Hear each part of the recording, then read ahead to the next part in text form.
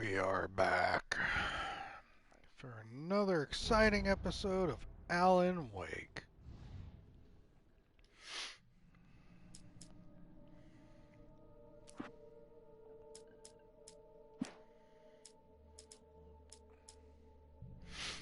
Okay, so we finished 2 episodes yesterday. I'm assuming with probably the same time frame, we'll complete 2 more. But yeah, welcome back. And I say we just get right into it, shall we?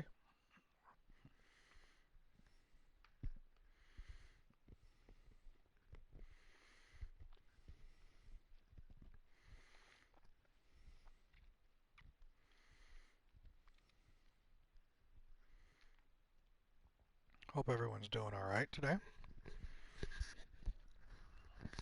Help you folks? Name's Randolph. I'm the manager. We're looking for Rose. Works as a waitress down at the diner. Rose, sure. Nice girl. Who wants to know? I'm Alan Wake. The writer, huh? I heard on the radio you were visiting. Well, I'll show you her trailer. That Rose, she's a nice girl. Always pays her rent on time. As I was saying, Al, I found all sorts of weird stuff from the local newspaper's archives. This place is crazy. Disappearances, mysterious deaths, urban legends come true, and, get this, most of this stuff takes place around Cauldron Lake. Well, you ain't wrong, mister. The Indians thought the lake was a doorway to the underworld.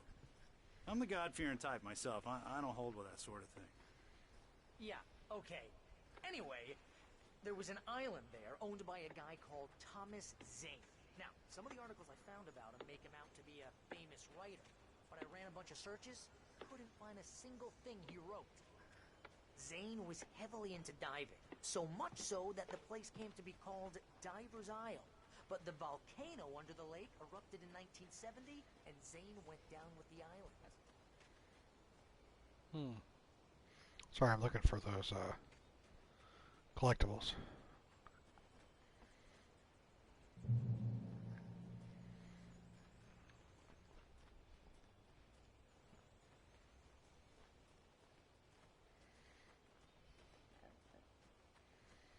Don't mind me. I hear wood chopping out there.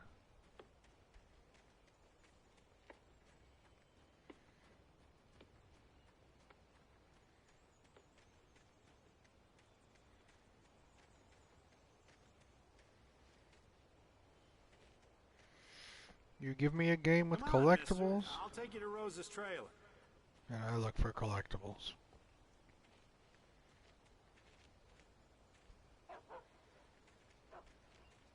Yeah, how about that? It was there in the morning, as if it had fallen from the sky. But it would take a tornado to lift something like that. We're damn lucky it didn't crush any of the trailers.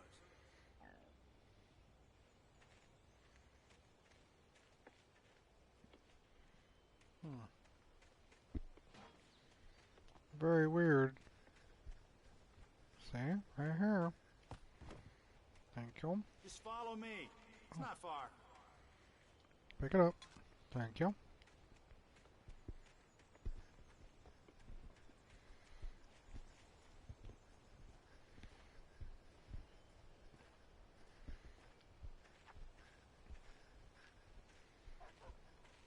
Boat just came out of nowhere?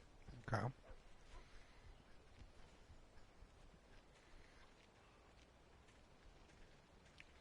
It's not weird at all, right?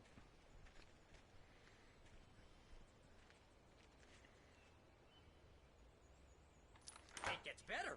A local girl, Barbara Jagger, drowned in Cauldron Lake just a week earlier. They were lovers. Sure, Jagger's a local spook story. The Scratching Hag. Comes for you in the dark. Childish stuff like that. Anyway, Al, I'm just getting to the best part. All of the articles about this stuff were written by Cynthia Weaver. I asked around, and she's that crazy bag lady you met. What, the lamp lady? She can be a little loopy, but she's not homeless or anything. Yeah, anyway, she knew both Jagger and Zane before they both died, and she had some kind of a breakdown. Hmm.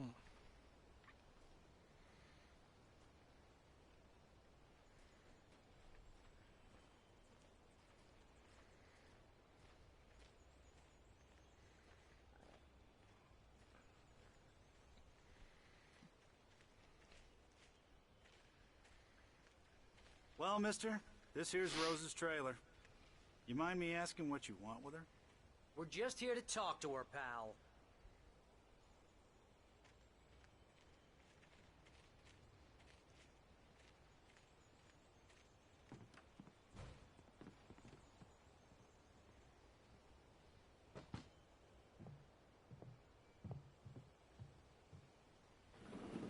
Welcome to...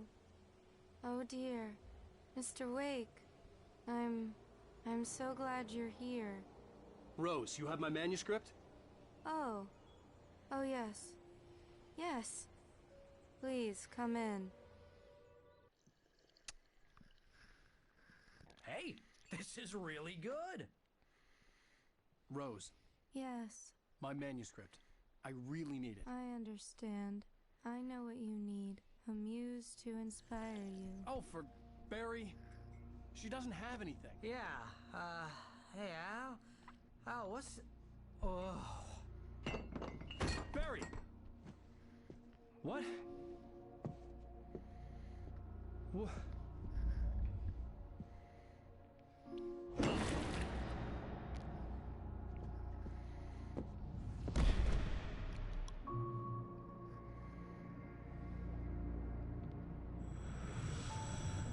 It's coming for you, hiding in my barber's skin. I'm too weak to stop it. You must turn the lights on. I promised I'd come visit you and your lovely wife. You must finish what you started. I insist. You must turn the lights on. Turn the light on. Ah. Back to work, boy.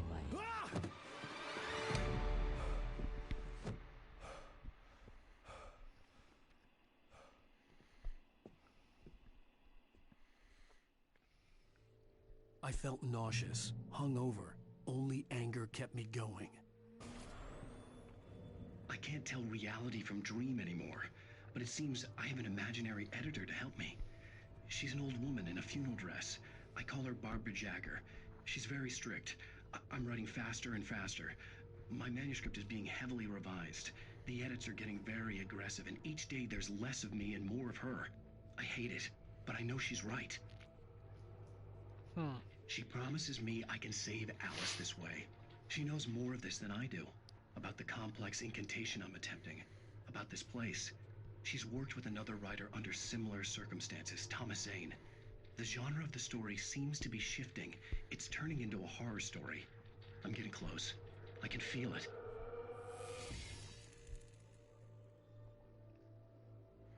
Oh God.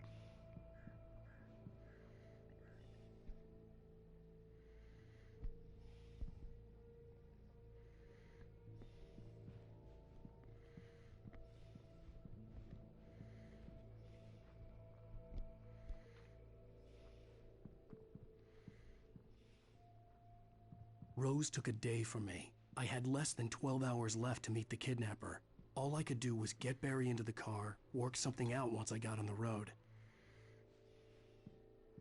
Welcome to the Oh Dear Diner.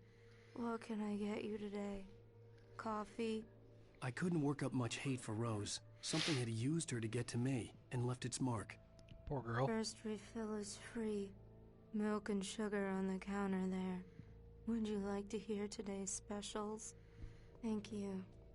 A nice day. Come back soon. Barry was out of it. He was way too heavy to carry. Yeah. You're right. I deserve more money.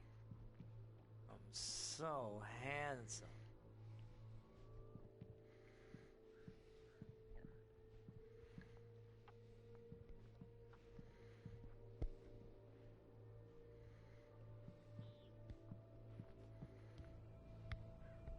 My gun and flashlight were gone. I'd have to find a way to get Barry into the car as quickly as possible. There was no time to waste.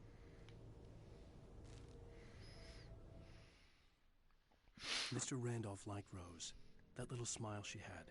How she was still sweet when life had tried so hard to make her bitter. It wasn't any of his business what she did in her trailer. But those strangers, the writer and his smart-ass sidekick, looked like trouble. And they'd been in there for hours, way past her normal bedtime. He reached for the phone and called the sheriff's station. Great.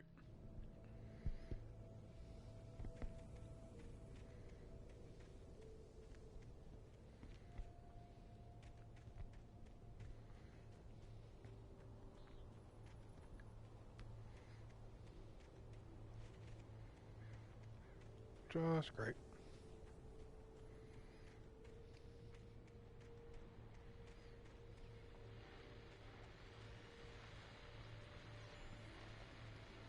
I just stepped outside to catch a breath of fresh air, and let me tell you, the weather's getting heavy. Nights like this make me especially glad I'm here talking to you and not home in bed. Once the weather takes a turn like this, I can't sleep at all. It's all tangled bed sheets and dark thoughts, punctuated by the occasional plunge into nightmare. Is it just me? Well, perhaps it is. But I hope I can make the night a little bit easier to get through. Caller, you're on KBF FM. Hey, Pat, it's Walt Snyder. What's on your mind, Walt? Well, I am the way you are, but, well, I can't sleep either, you know? I just been staring out the window here, trying to make sense of it all, but, I ain't been drinking either, you know? Well, you sound like a man with a problem, Walt. I had a, argument with Danny, Danny, and, then I got in trouble with the law, and, I'm just, well... I heard something like that, Walt. Yeah, well, he's, Danny's my best friend, and, they let me out on bail today, and now I'm just alone here at the window, waiting. Man, and there's something in the air tonight, man. I was just outside looking up at the sky above our broadcast tower thinking the same thing. What are you waiting for, Walt? I don't know. Something's gonna happen. I think I better go. Well, Walt, maybe... No, thanks, Pat. Well, good luck to you, Walt. Hang in there. Let's take a little break, folks. This weather's really something else, huh? Huh.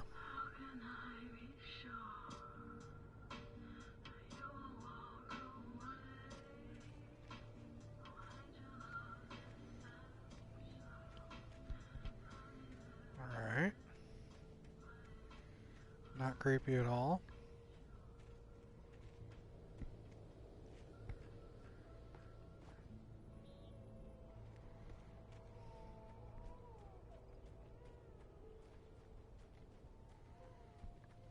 Okay. Oh, you're gonna get it now. God knows what you've done to that poor girl.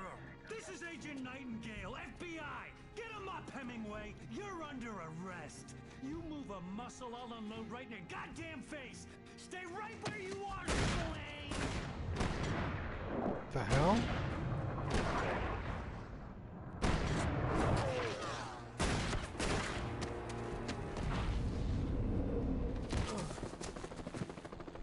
What are?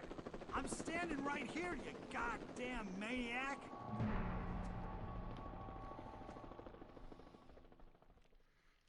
I hated to leave Barry behind, but there was no way I'd miss my appointment with the kidnapper. Give it up, Mr. Wake. Come on.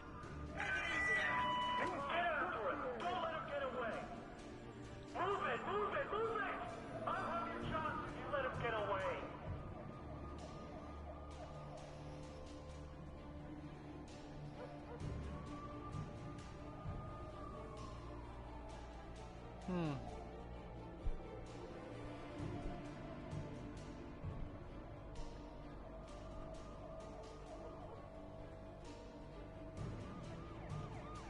going to be something that happens. Oh, right.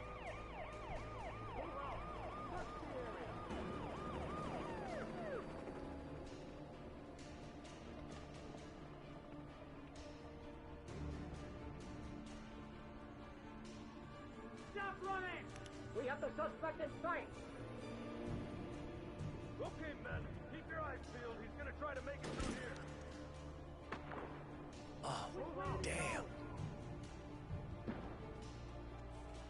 Hey! He's up here!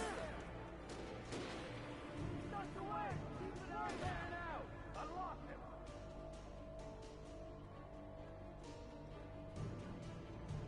God damn it! Where did he go? Ducked away! Keep an eye out! Weird. No searching right now. Come on, get up. Thank you. Alright.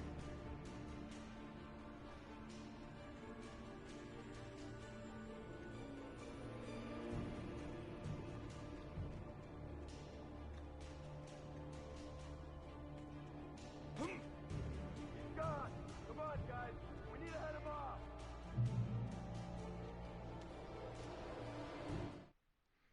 For decades, the darkness that wore Barbara Jagger's skin slept fitfully in the dark place that was its home and prison.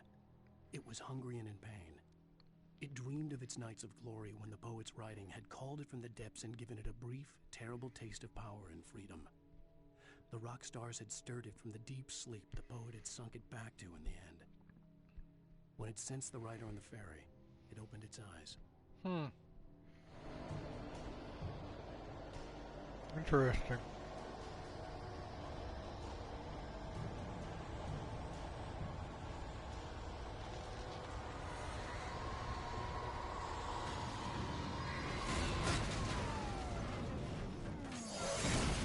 Oh, shit.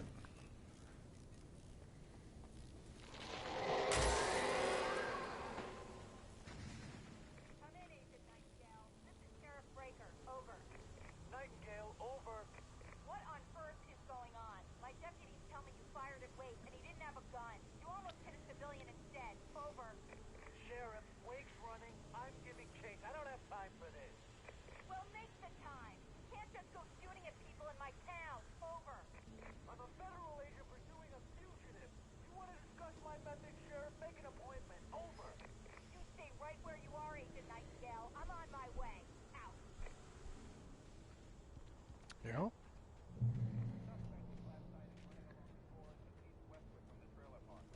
All units are advised that the suspect may be armed. Approach with caution. James out. But I'm not armed.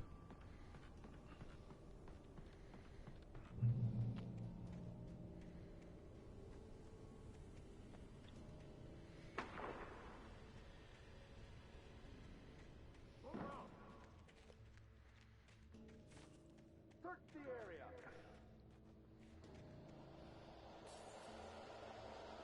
Stay sharp. This way. Over here. More than fog.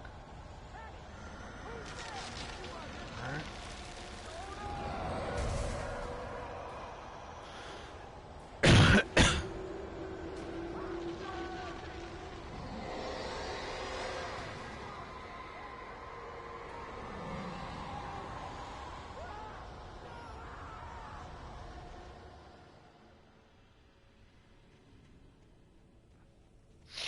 Well, I know whatever This it is. horror was everywhere I went, circling me. The cops didn't stand a chance. They were after a writer, not a monster.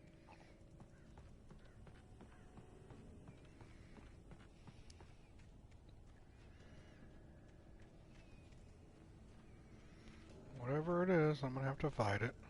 Well, that's just a manifestation of the. Sheriff Breaker, this is Agent Nightingale. I've lost contact with most of the men you assigned to me. It's Wake's doing. Wait, are you seriously telling me that geek writer just took out my deputies? Are you kidding? I mean, have you seen this guy? He wears a tweed jacket. Over. He's the guy we're chasing. If it's not him, who then? Bigfoot? Over. I don't know yet, but I'm not in the habit of jumping to conclusions. That tends to come back and bite you in the ass. Out. Yep.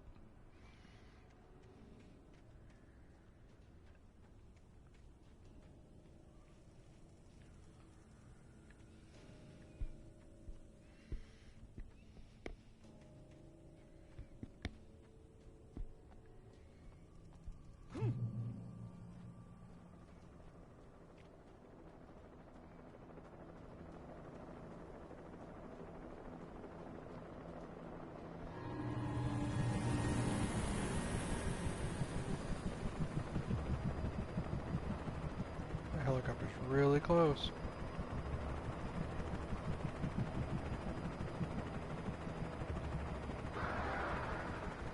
Keep going. Oh, the crows.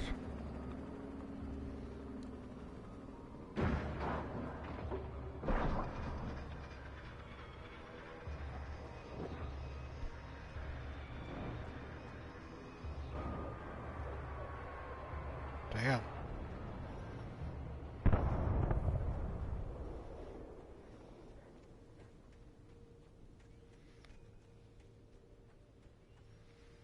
Well, shit.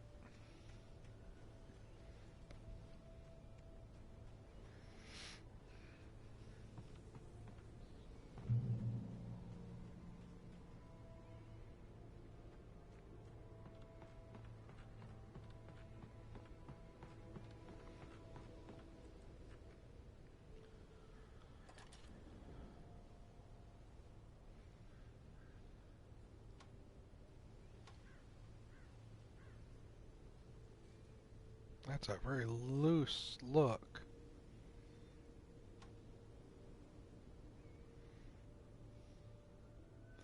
Like I barely touch it, it just jolts.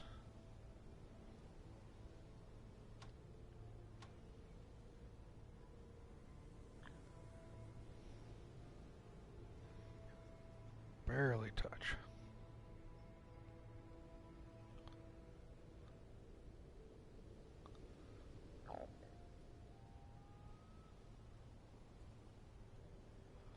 Hey, a thermos. Alright.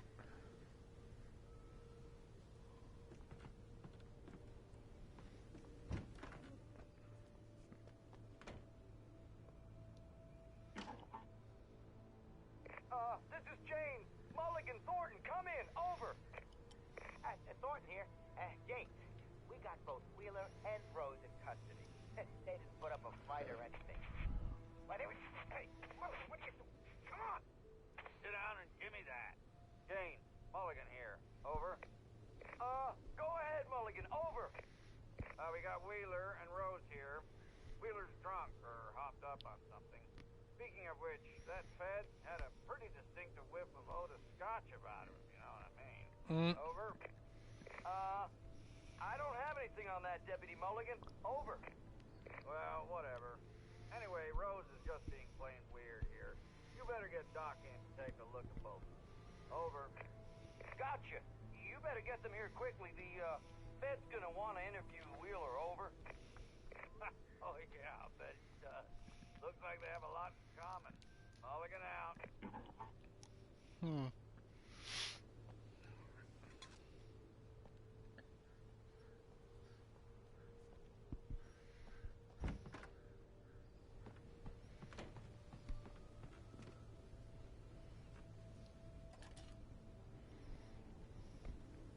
I could see the lights of the radio station in the distance.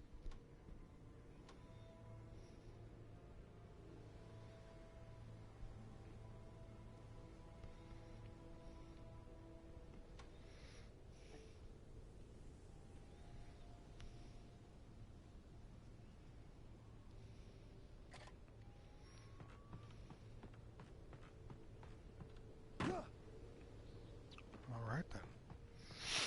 We go through.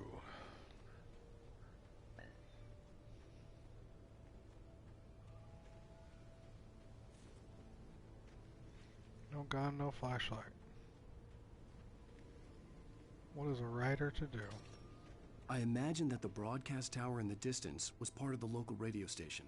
Maine seemed like a decent guy. Perhaps he could give me directions to the coal mine.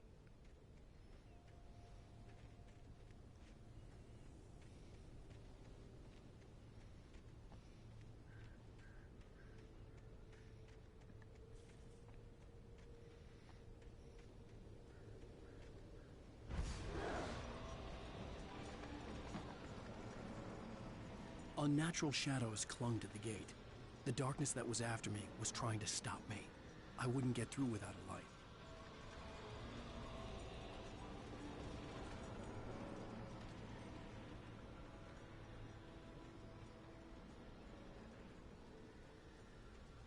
Hey, one of those. Alright. Pick you up.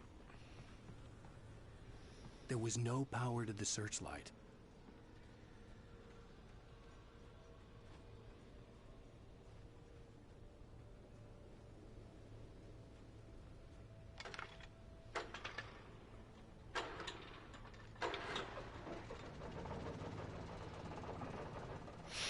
Now we got power to the searchlight. No problem with that, buddy?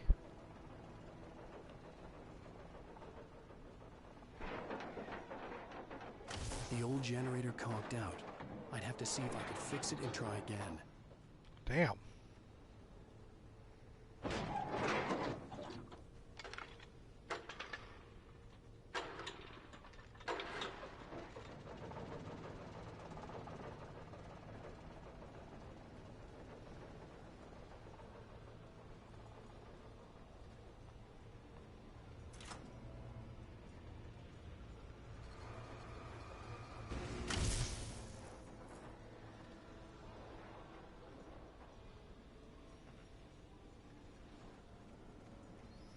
Okay.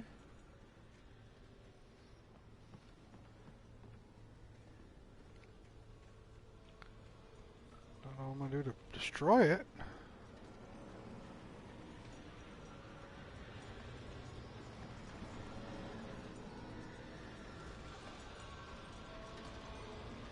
Oh, it's still got the thing.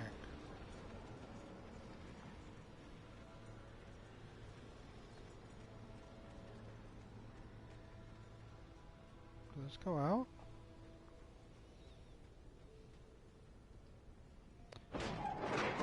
Yep.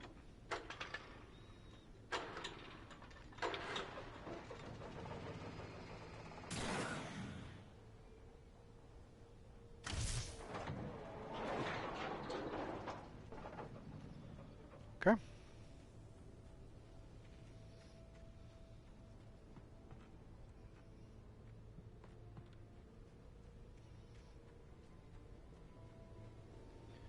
Okay.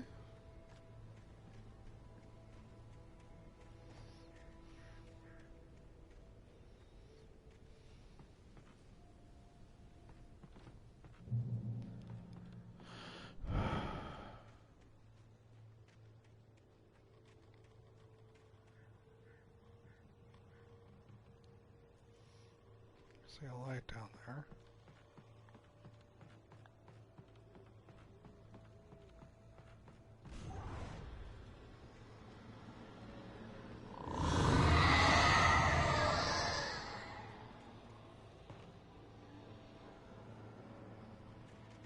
Okay.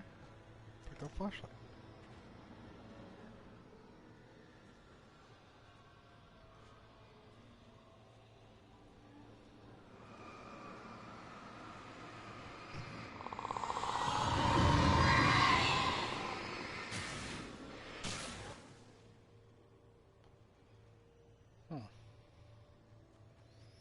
Items?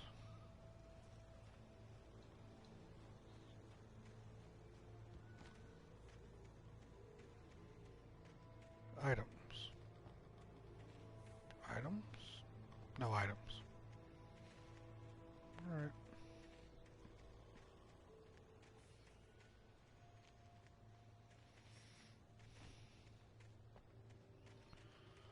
Off we move further in.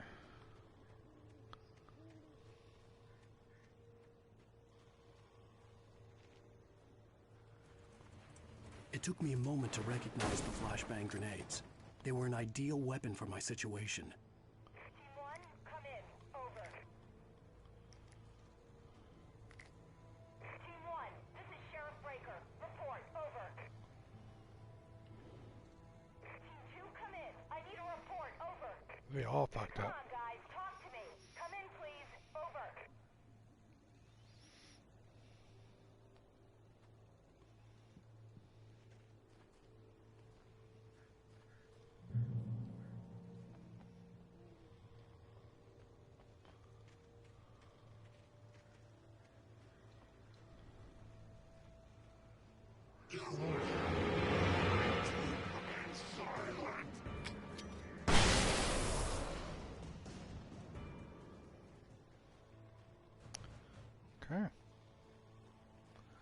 That's what that does.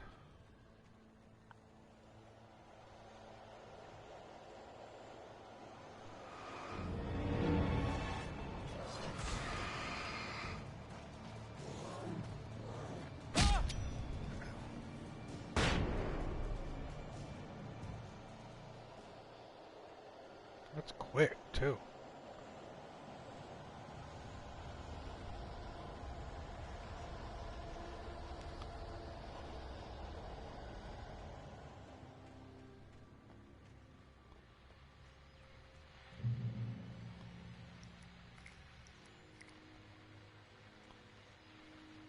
And here's another call. You're on KBFFM with Pat Maine. It's Milt Peabody, Pat. What's on your mind, Milt? Well, I live near the trailer park, Pat, and there's a big ruckus going on over there. Well, that's just up the road from me, too. What's going on, do you know? I don't know, but there's a bunch of police cars there, lots of sirens, a helicopter buzzing around, and I think I heard some gunshots. Gunshots? Yes, sir, like from a pistol. So can you find out what's going on? Because it's just next door and they're popping off guns there. They're still shooting? No, it was maybe 10, 15 minutes ago. It sounds serious, Pat. I'm telling you, it don't sound like no party. I'm certainly going to give the station a call, Milt. Okay. You'll hear it here as soon as I hear from them. Okay. Hey, Lexi.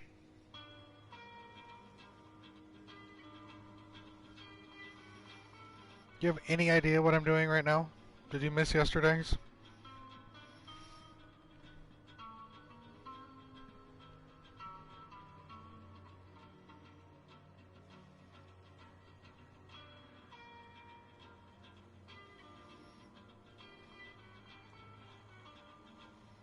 Hi, Lexi. Are you familiar with this game? Oh, you fell asleep. Alright. I'm a writer with a wife. Went on vacation to Washington State. Ended up renting a cabin from a creepy lady with my wife. Wife goes missing. I end up waking up a week later. There's no such thing as the cabin on the lake that I was at. And I'm trying to track her down. She was kidnapped by a guy who wants me to write the next book that I wrote in 2 days. But I can't write it. And I'm also being attacked by shadow creatures. And it's just fucking weird. So you're going to have to roll with it, dear. I'm sorry. That's pretty much the best I got for you.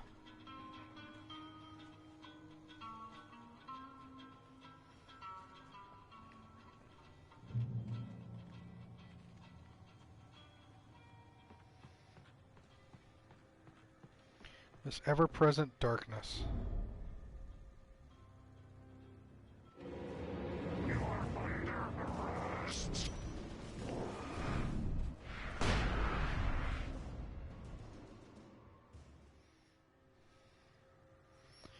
Dang, girl. Well, I'm glad you rested. I'm glad you feel better. There's these people possessed by shadow. And part shadow, I guess.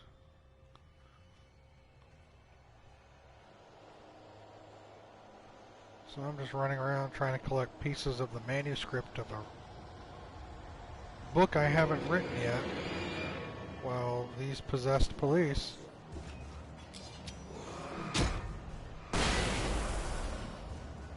keep doing shit like that.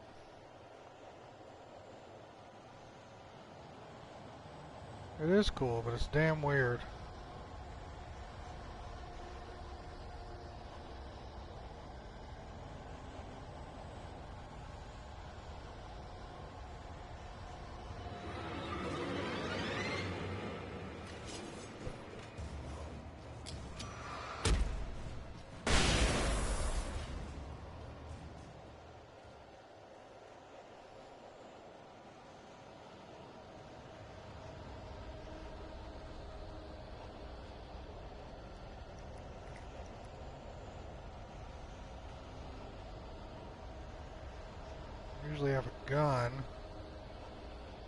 don't have one right now. These guys keep fucking attacking.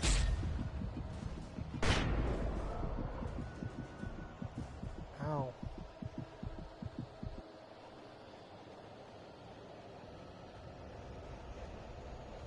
I'm trying to get to the radio station.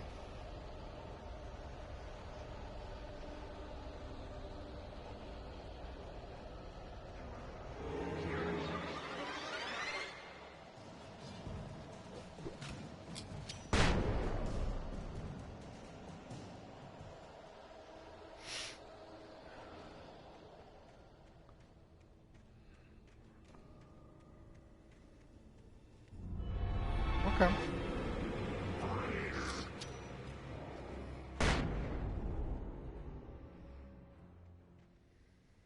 No, how about you? No, you.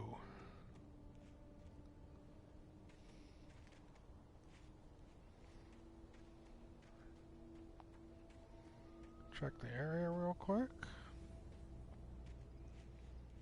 for collectibles.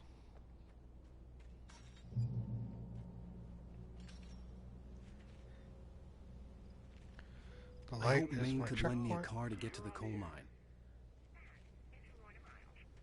Oh, why, hello, Lorna. What do you have for us? Well, I just don't see why the cops bothered with the trailer park. Okay. What do you mean? It's a trailer park. Of course you're going to have trouble in a place like that. I mean, what do you expect? The sheriff should be helping us normal citizens instead of wasting resources on those people. Well, Let the trash sort themselves out. I'm sorry, but my granddaddy settled in Bright Falls in 1911. well, thank you very much for that compassionate viewpoint, Lorna.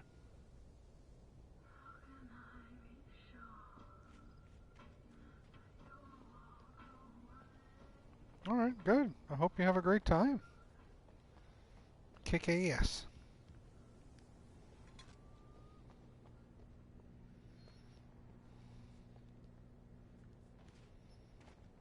No, you didn't.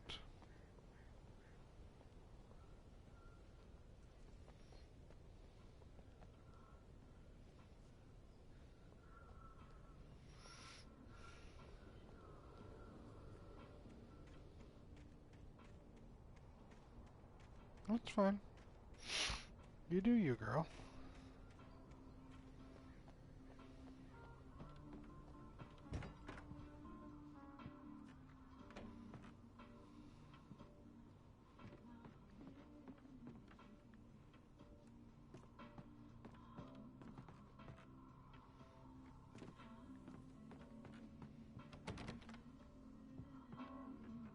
Oh, here's a little surprise.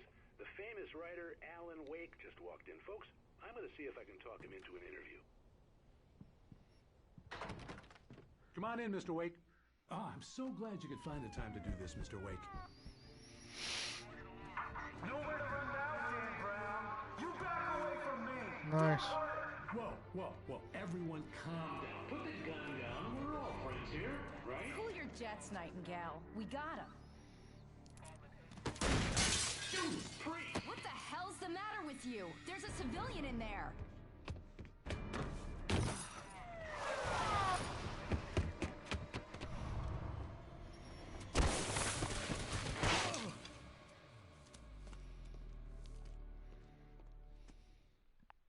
I'll get you yet, even if it kills me. You hear me?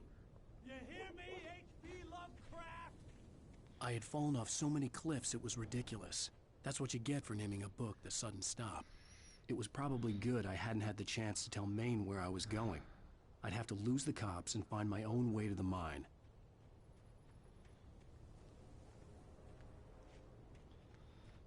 Always looking for supplies. There we go. Hey, it's a train. Cool. Nightingale stared through the broken studio window into the dark woods. He turned around, started to walk out, but Maine grabbed his arm. "Young man, you almost shot me. You don't shoot off rounds at people like that. What's the matter with you?" Nightingale shook his arm free, marched out. His cheeks burned with rage and humiliation. Yeah, fuck you, bud.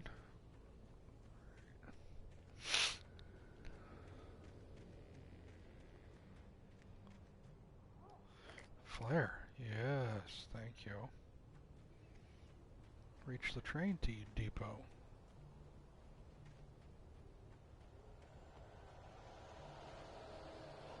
There we go again.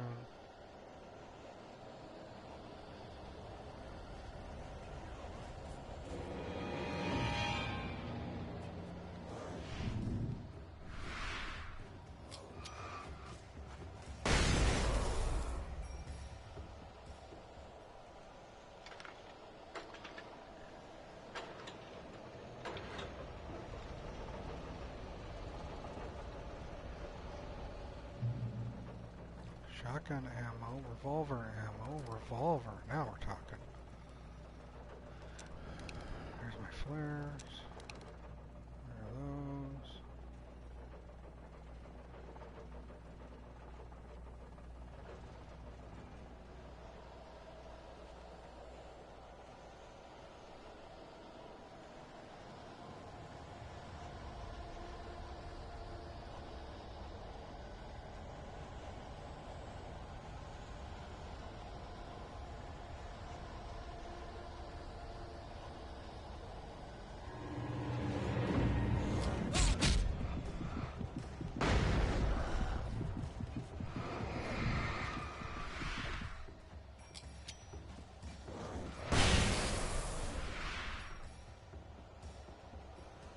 Fucking hell.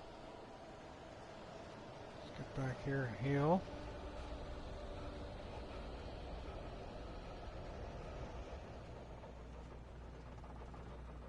Where went those? Shit. Okay.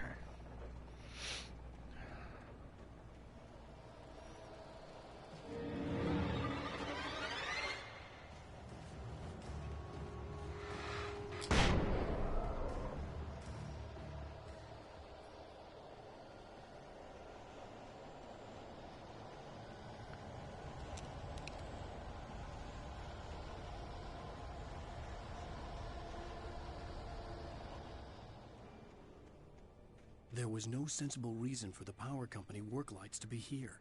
It was almost as if they'd been left for someone like me to use.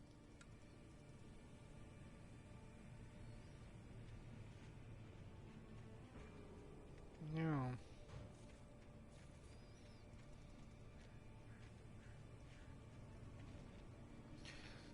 The darkness controls the Taken.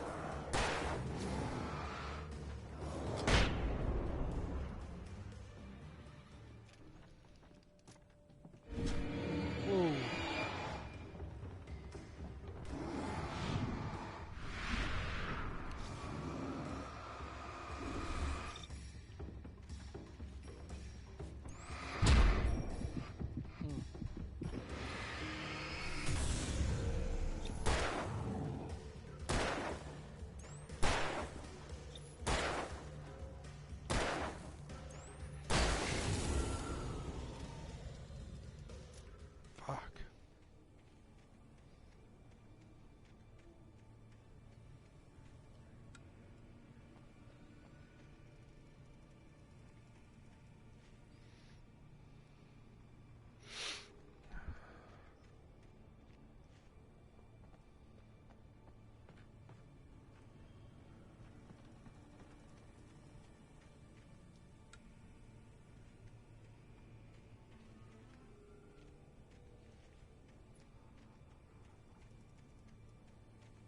Oh, so the lights, off. Okay.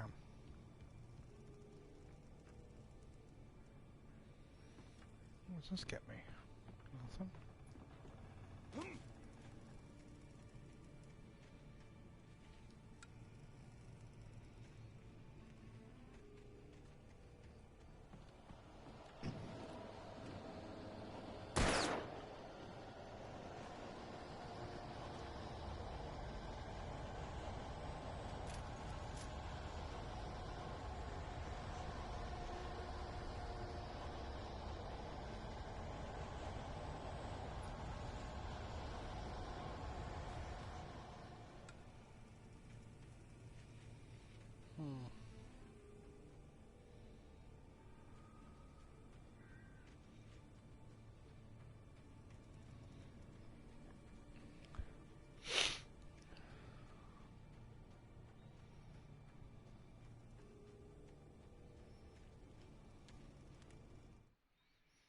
The bulldozer's engine roared to life. Mud and rocks flew as it fought for traction. It crashed through the concrete wall and landed heavily in the yard. If it were an animal, it would have shaken its head after the impact, fixed its eyes on me, and charged. Of course, it had no head, nor eyes. Shadows crawled on its form, twisting it into a monster. Then, it came for me. Wonderful.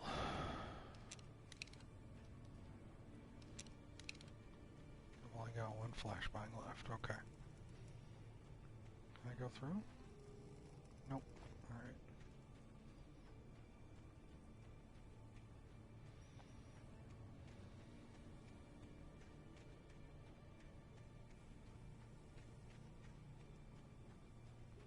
We'll turn this light back on just because we can.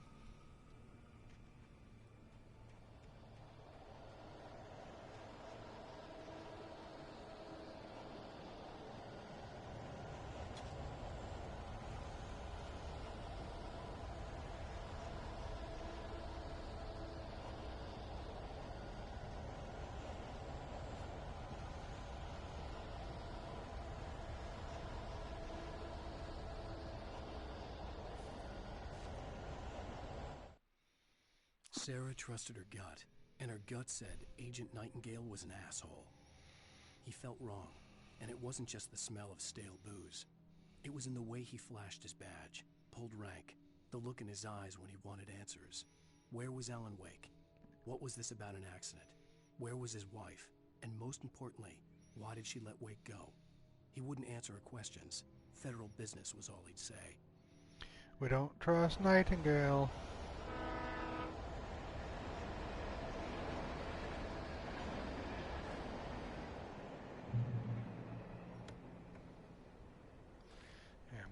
Ammo, batteries, yes.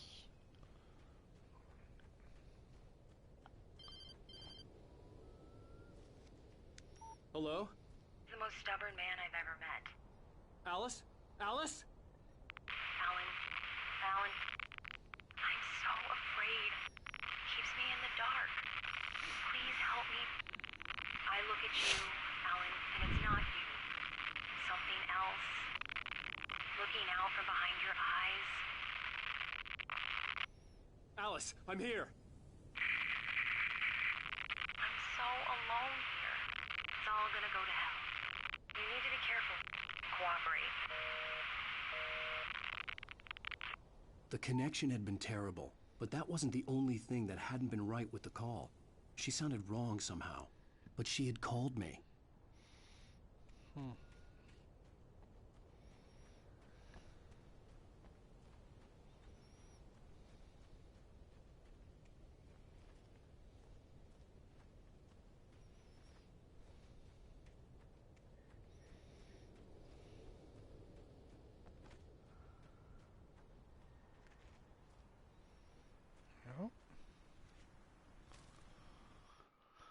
The pipe wrenched itself loose from the bridge's steel framework. Wrapped in darkness, it floated in midair, twitching. For a moment, I didn't understand what I was looking at. The heavy object lurched at me with impossible force. I threw myself out of the way, but just barely. When I turned my flashlight on it, it shook in a dark rage before it flew at me again. Great, so I'm fighting a pipe.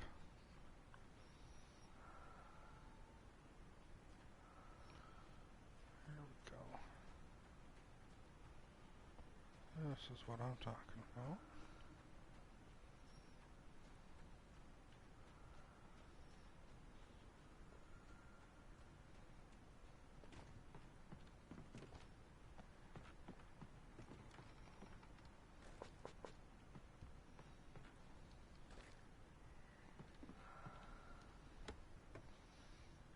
Flare gun ammo, batteries, flare gun. Nice. Alright, so I've got that.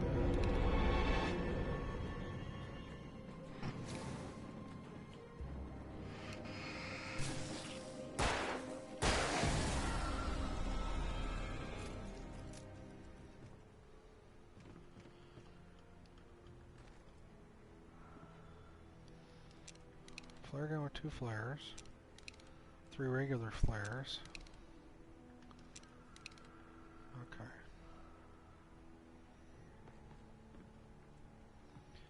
Alright, well I'm here. I'm gonna use the bathroom. I'll be back in a bit.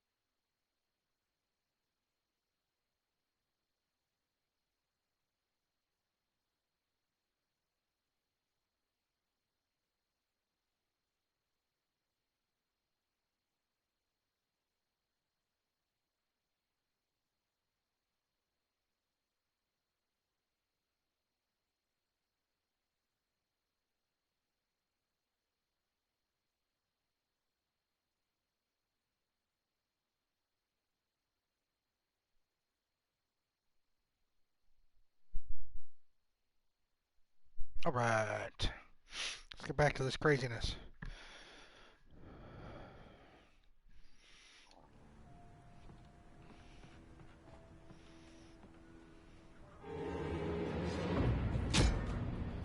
You motherfuckers.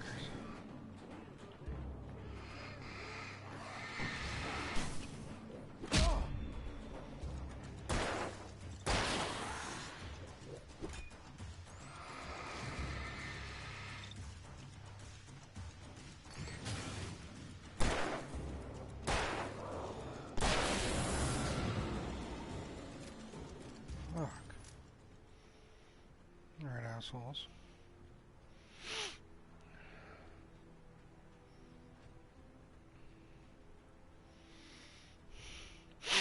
Lost some ammo, but it's worth it. I could see a railway bridge up ahead, and a warehouse of some sort on the opposite shore. I hoped I could find a car from there.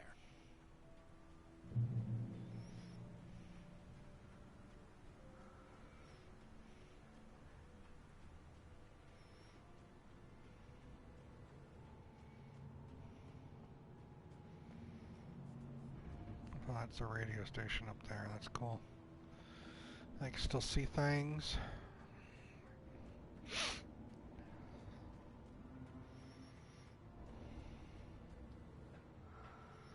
want to save these flares and that flash grenade for this bulldozer thing I'll have to be dealing with.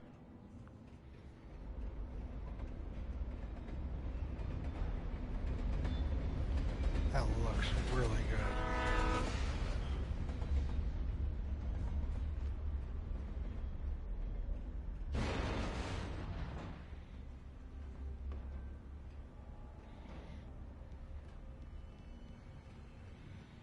Is this where the pipe attacks me?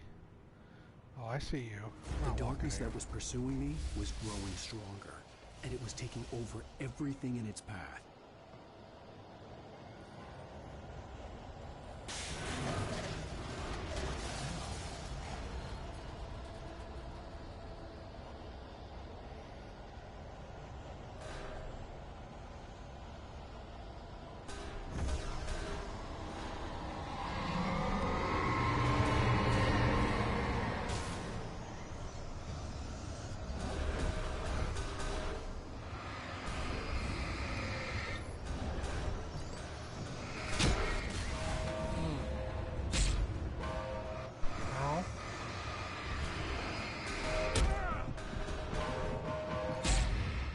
I got pinned in a corner.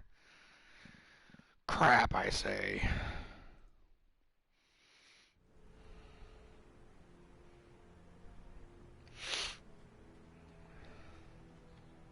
Crap.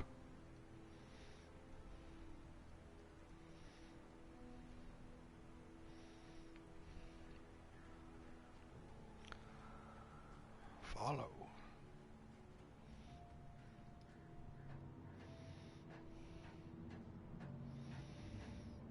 Let's try this again.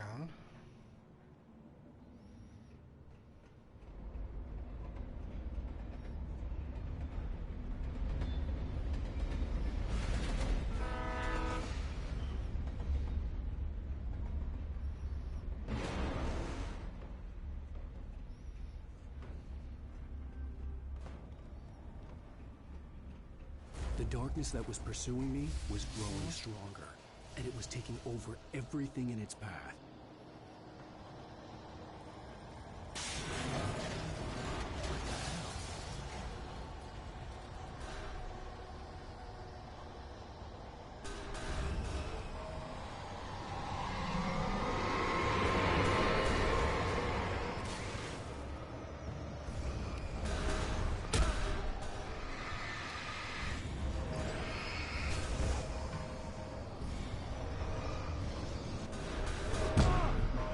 Fucking hell.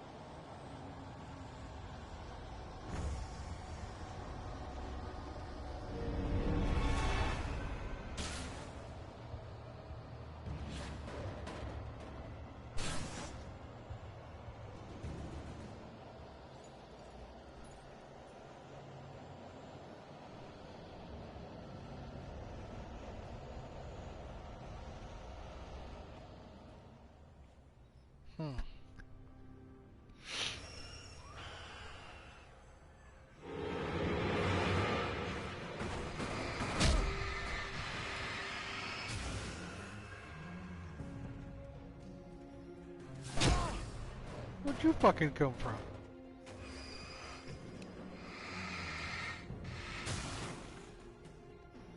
Just out of nowhere, hit me in the back of the head. Alright.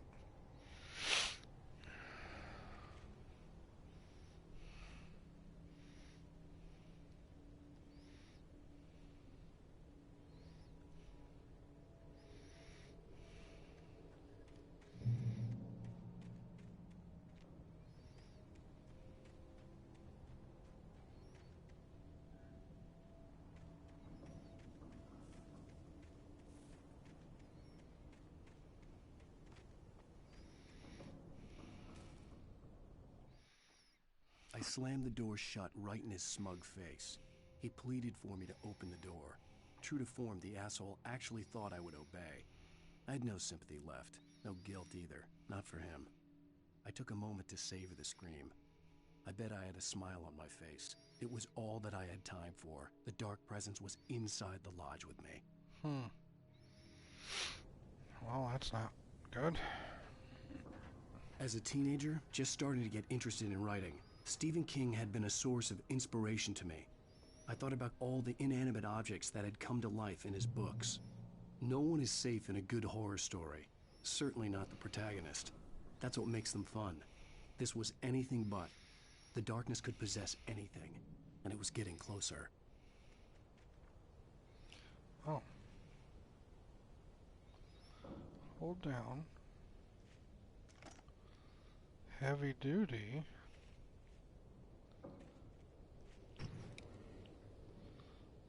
Yeah, why wouldn't I?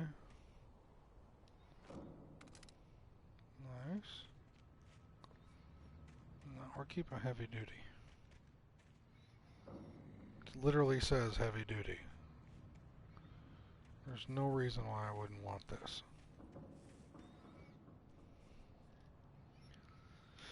And then a drop.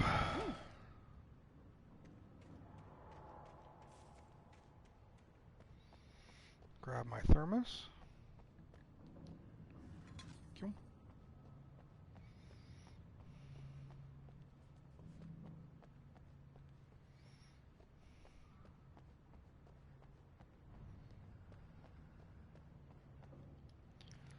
Thank you.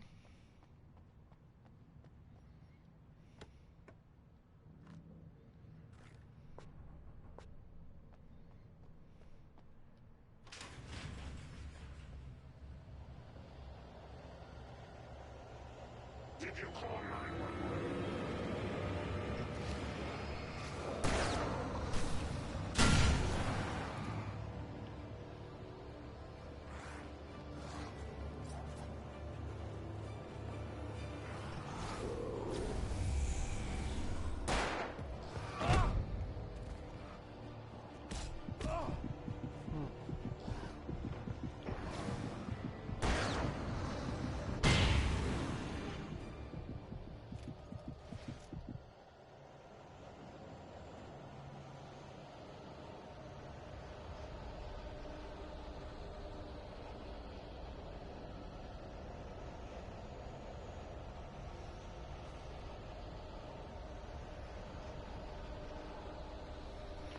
Battery must take much longer time to charge on the heavy duty one.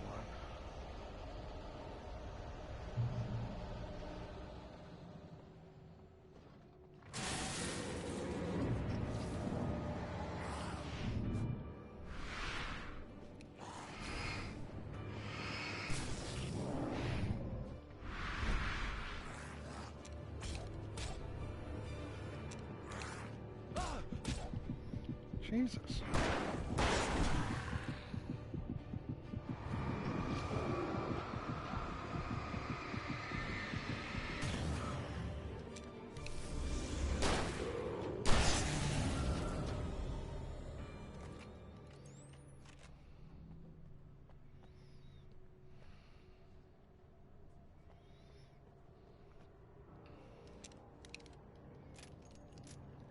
Jesus.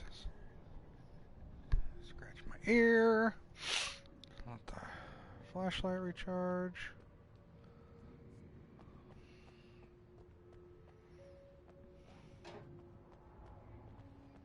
Do some searching.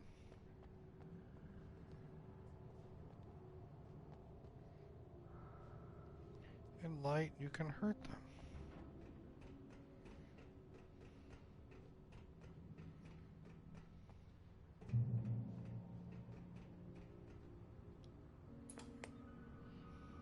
We take the facts of our existence for granted, unaware that they are merely a thin veneer of desperate self-delusion covering a vast cosmos of madness and horror. All too often, the stars are right. In Night Springs. Tonight's episode, a family occasion. Journalist Alvin Derleth's trip to study the local customs of an insular community in Night Springs has been less than successful. Until tonight. Well, I'm glad you changed your minds about this. Ancient customs, local mythology. My editor loves this kind of stuff. Well, Mr. Derleth, we don't want to feel like we're on exhibition, but you have demonstrated the seriousness of your intent. Oh, I am serious. Really, just do your thing. I'll stay out of your way and observe. Actually, I thought you could assist us. I'm afraid we are a man short. It would provide you with an intimate perspective. Could I really? Of course, Mr. Derleth. Well, I guess that's the least what would I have to do? Oh, here. Let me show you with a kiss.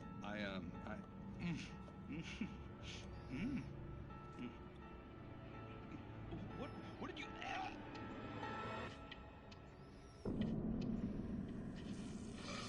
Oh, Mr. Derleth, you have well pleased Nixie Perka, the dweller in flesh. Your body shall host his 1,000 young, and all shall be glory. No! Shh, darling, be calm. Shh. Alvin Derleth learned a harsh lesson. If you go looking for mythology, it may come looking for you. And such quests always bear fruit. In Night Springs. Okay. That was a quick episode.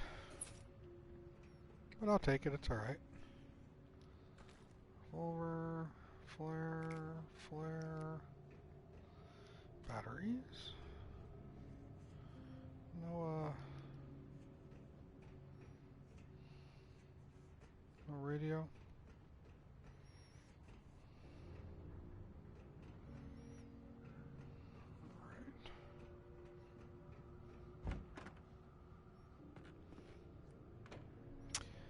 There's the light and the car.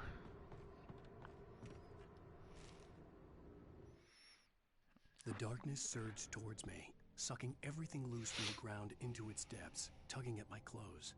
I saw the flare the kidnapper had dropped and threw myself towards it just as I felt my feet leave the ground. The darkness embraced me with the force of a tornado. Somehow I managed to light the flare. The darkness roared and cast me away. I fell toward the dark waters of the lake far below. Oh, that's not good. It's definitely not good.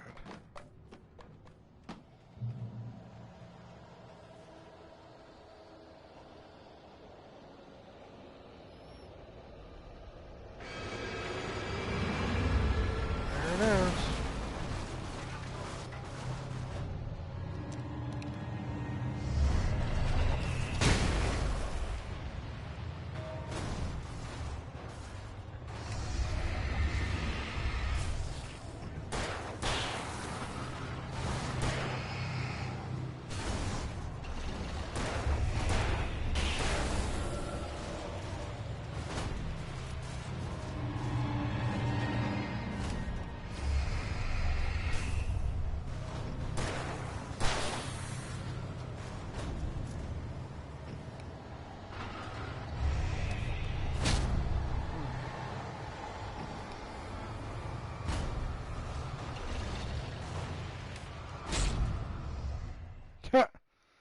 I gotta forget that it's literally a physical object, too.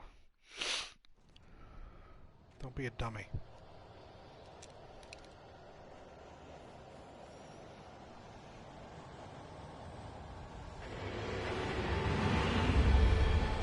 I see another box over there, okay.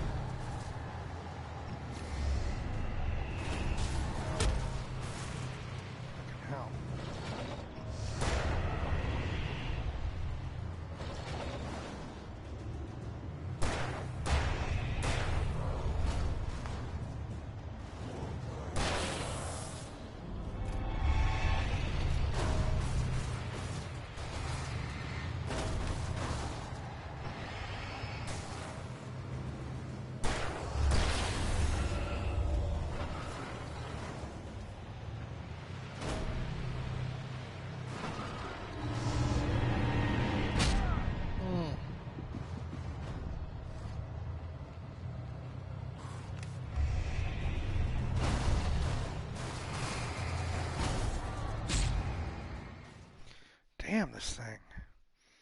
And I'm loosey-goosey with my movement, too.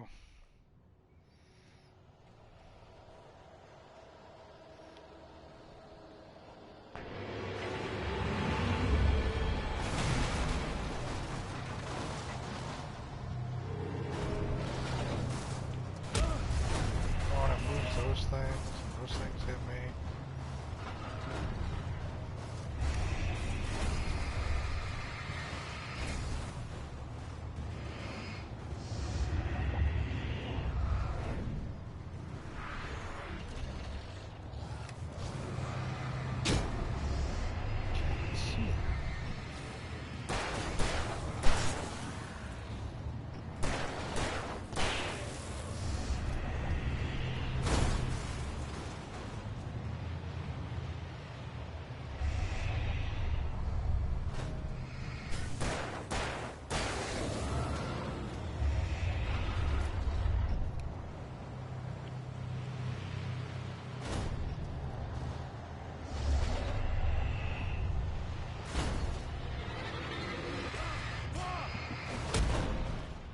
God damn it.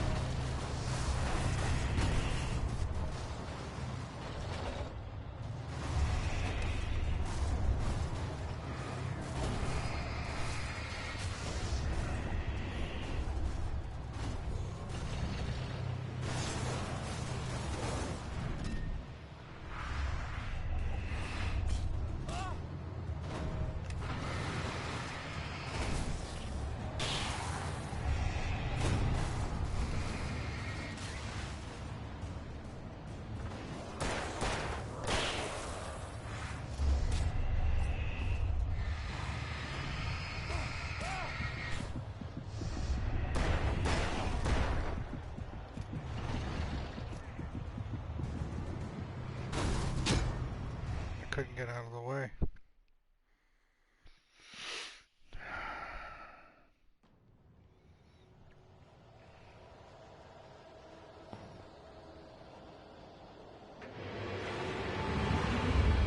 Go again.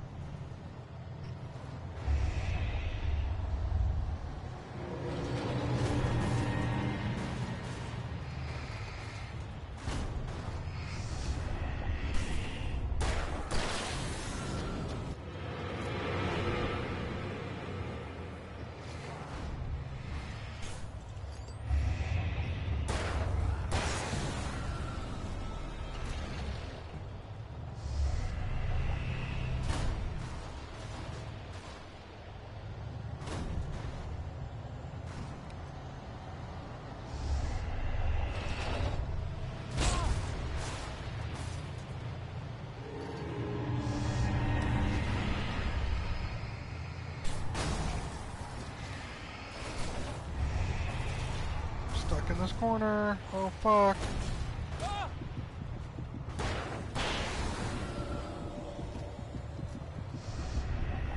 Felt like fucking Christine.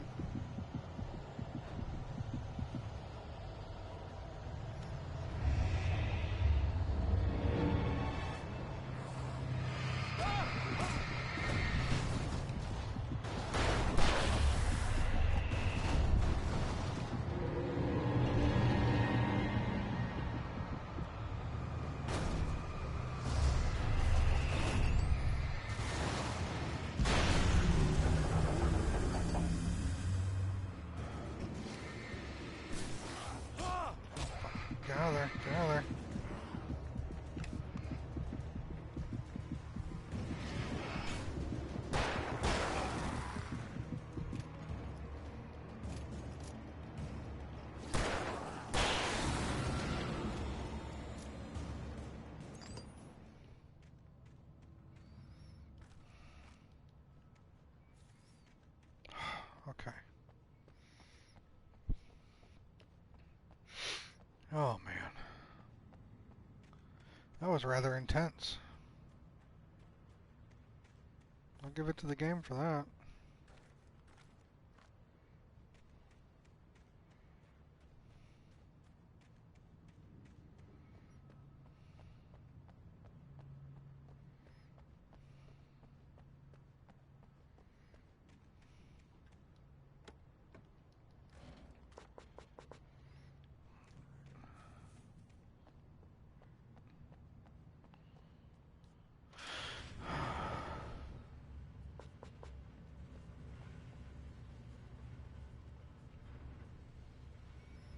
Please don't make me drive. I don't want to drive. I'm not good at driving.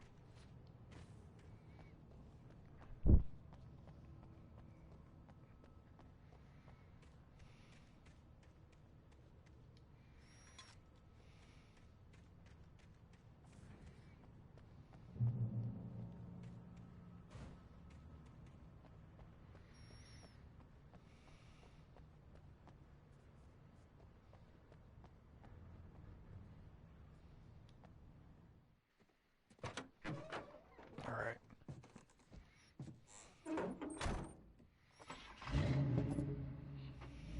I had never been this glad to see the sunrise. I had a couple of hours to get to the coal mine.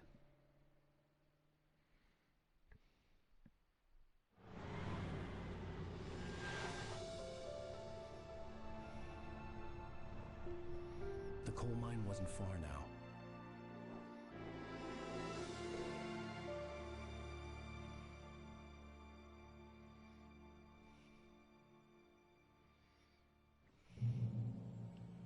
Today, I would meet the kidnapper, and he would give me Alice. I wouldn't give him any other choice. A drowning man will clutch at a straw.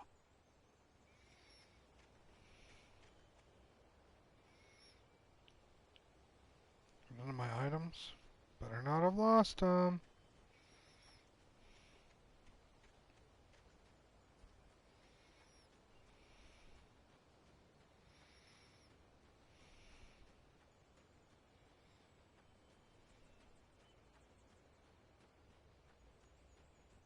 Just gonna go sideways, even with the sun out.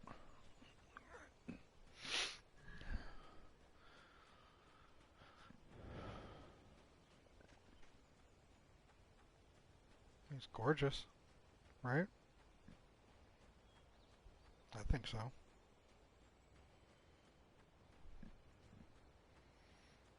Just a man in a tweed jacket going for a jog down an abandoned road to talk to a kidnapper who has his wife. That's all.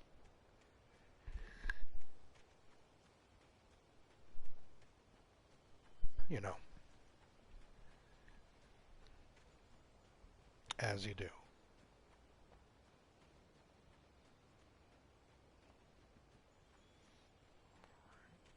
Sure I didn't have to drive?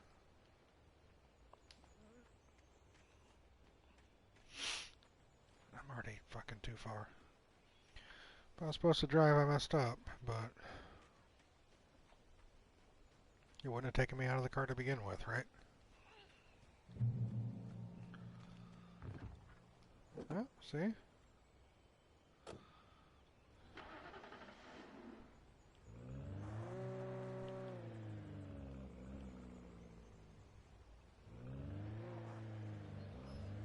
Driving is kind of wonky in here.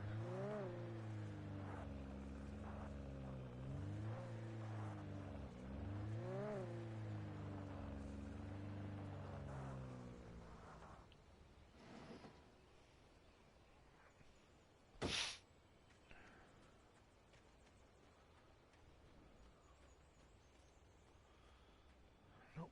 All right.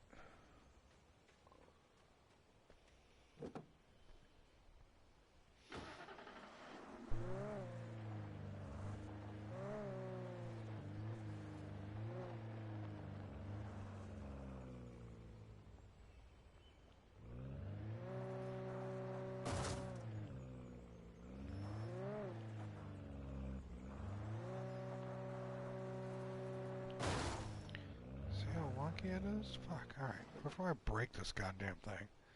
I just wanted to get up there.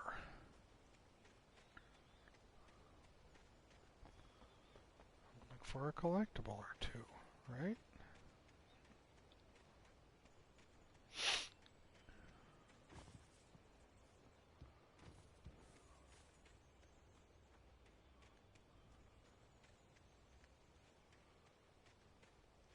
The road's busted out there.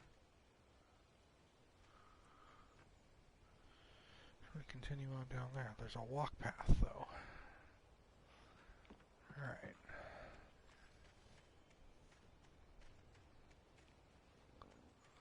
Sprint, man, sprint.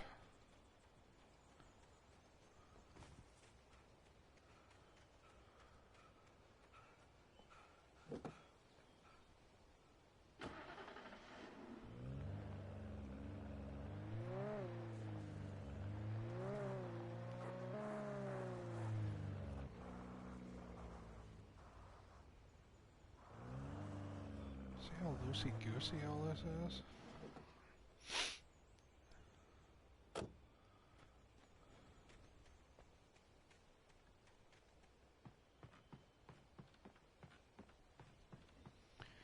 They wouldn't have put these stairs here if they didn't want me to climb them.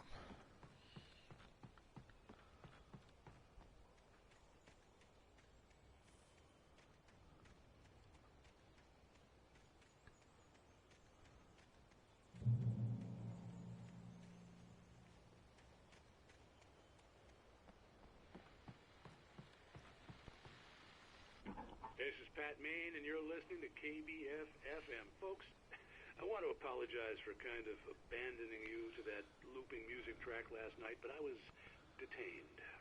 You see, I encountered a big-shot G-man with an itchy trigger finger who could use a lesson in manners and a boot in the ass. Not necessarily in that order either. Now, folks, I know I'm not being very informative here, and I apologize for that. I really should just keep quiet, but I'm just so peeved right now, because some people just shouldn't be carrying badges. I'm just glad that our Sheriff Breaker was there to straighten things out. And if someone I met last night is listening, let me just say, I'm sorry if my mouth got you in trouble. I'm pretty sure you're not the bad guy here. Godspeed, son. I hope you know what you're doing. Now, on a lighter note, I'll be talking to Dr. Nelson all morning. But first, a little music.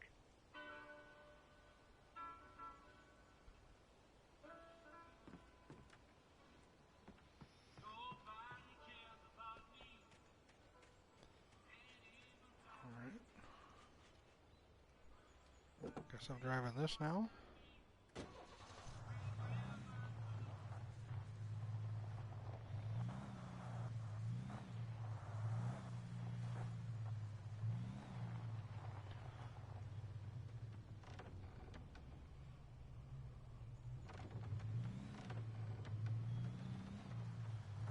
I'm not gonna worry about hunting for fucking collectibles for 45 minutes.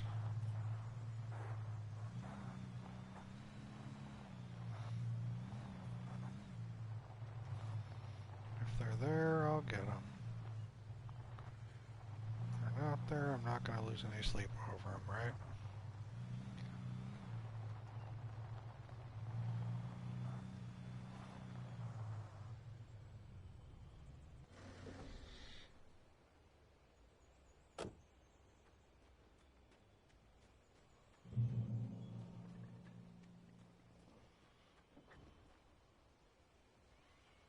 Huh.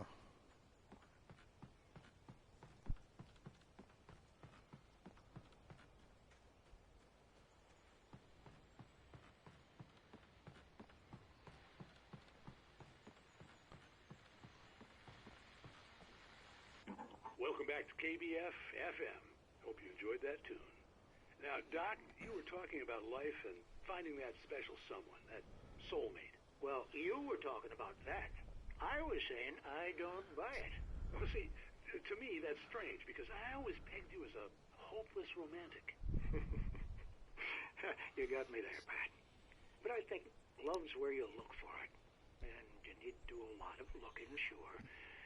But the idea that there's that one special person out there for you, and if you miss that chance, it's gone forever, and you're forever incomplete. I mean, Isn't that depressing? Or, heck, childish even? There's plenty of fish in the sea. And apparently a fisherman has a fishing analogy for everything, but what you're saying, isn't that a little harsh? Well, no. What I am saying is that your potential for finding that connection isn't limited to what's essentially a chance encounter. How is that harsh? Yeah, well, I guess that's a nice thought, but let me say something personal here. Okay. Now, well, I don't disagree with you exactly, but I can't really fit that together with what I feel, what I felt for someone, because she was the one. She was.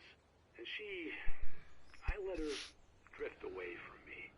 Maybe I didn't put in the work, I don't know, but, well, since then, and it was a long time ago, but since then there hasn't been anyone, not like her. And I'm not saying I dwell on her or haven't moved on. I like my life. I'm not living in the past, but I do miss the way she completed me. You can't argue with the heart, Pat. I'm sorry, folks. I had kind of a scary experience last night, and let's just say it's shaken a few things loose.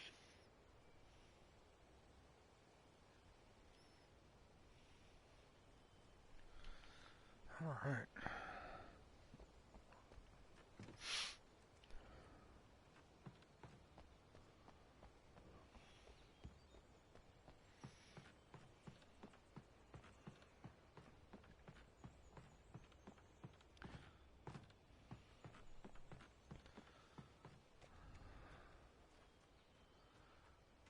Oh, no, we need stairs. We'll keep the Bronco, not the Delta.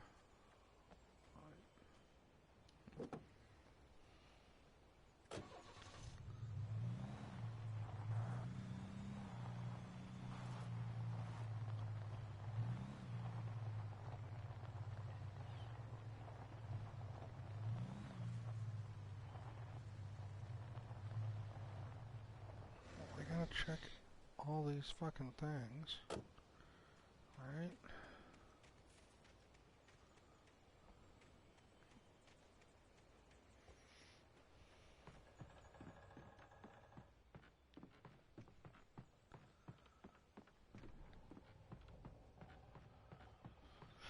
I mean, why would I not?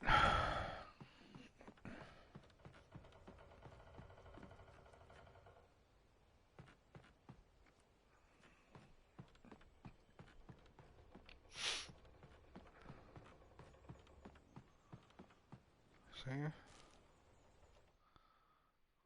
For Mott, spying on the writer on the ferry had been a disappointment. His boss had made Wake out to be something special, but Mott hadn't been impressed.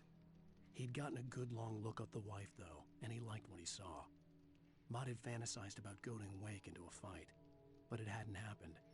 Still, he'd get his chance to see if the writer had anything in him. He'd been promised as much.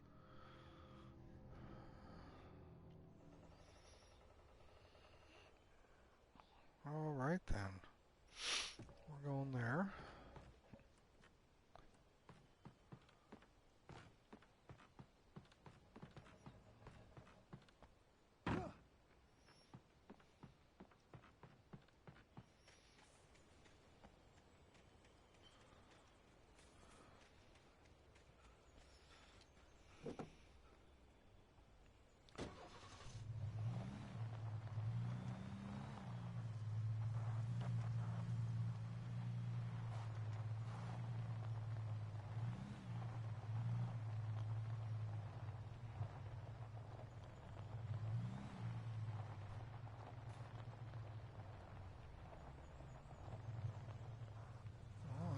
Visitor. I was early. I was supposed to meet the kidnapper at noon in the main building. The coal mine was quiet. It was a museum now.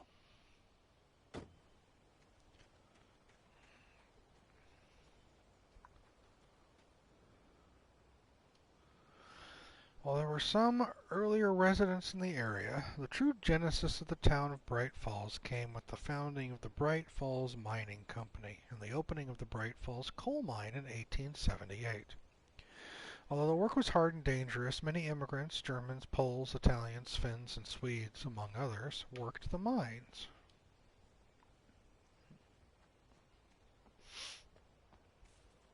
Don't mind if I do.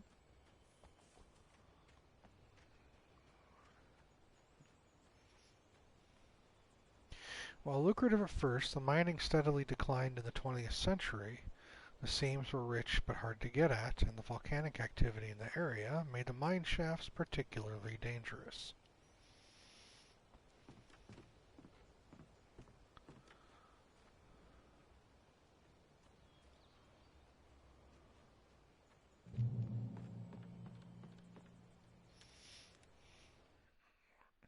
With Nightingale gone and the night wind blowing in through the broken studio window, Maine stared at Sarah. The sheriff looked away. Maine's voice shook with barely controlled anger. That boy's doing more drinking than thinking. I hope you know what you're doing, Sarah. He's got a sickness in his eyes. You take my word for it. He wants Wake for a reason, and it's not for anything good. Wonderful. Just wonderful.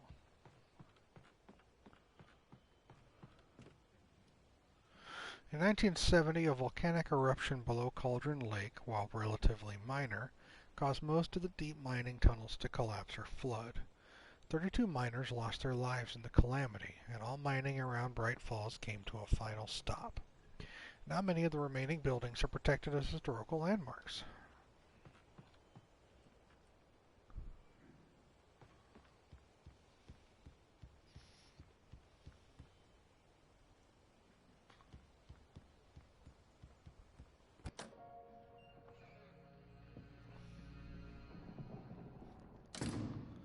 I didn't want to go outside. Cops had to be looking for me. The noon sun turned the place into a sauna. The day dragged on. Different scenarios ran through my mind. Ways of how I'd torture the kidnapper to get Alice back. Or the different horrible things he could have done to her. I imagined her dead. I had no way of knowing she was still alive. It was killing me. You said meet him at noon, not night, right? I was running on blind hope. It was all a waste of time. Or was it midnight? The bastard never showed up. Right.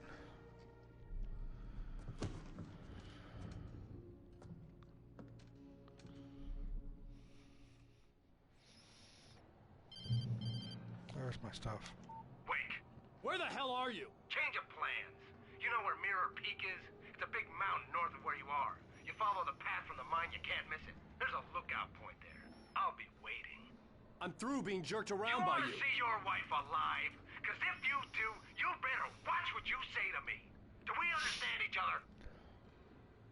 I want to talk to Alice.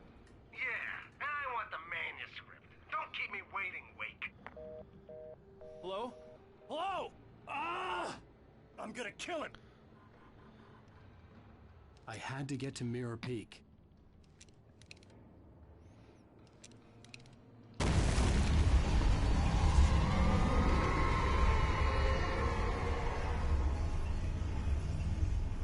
It was close.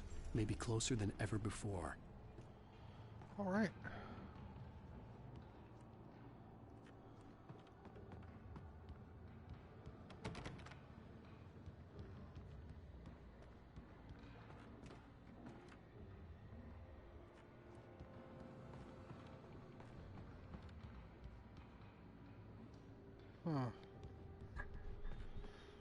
Gotta go this way. All right.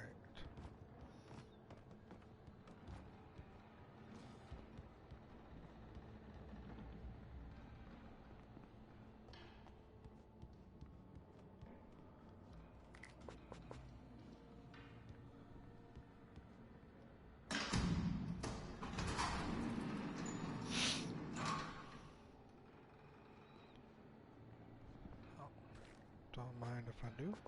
Fall on that. And I'll grab you.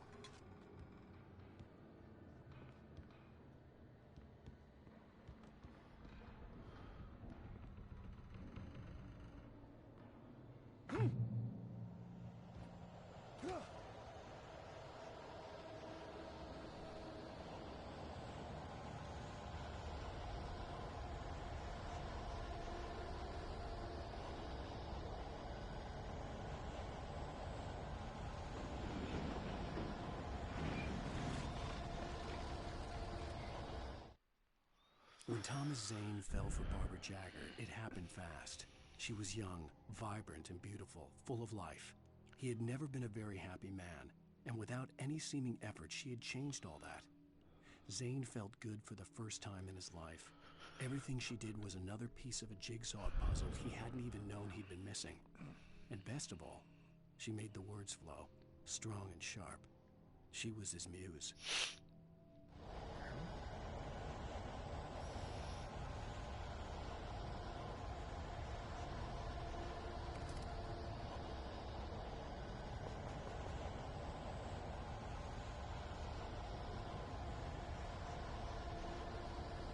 Party time.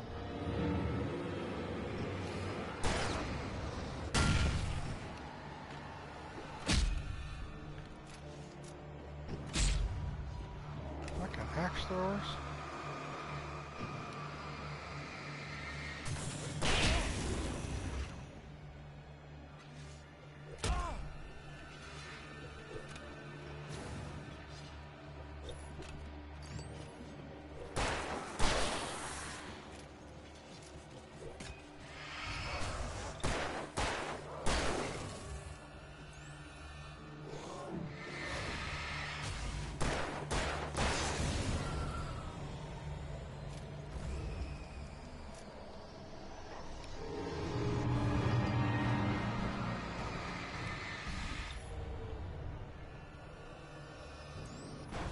To me.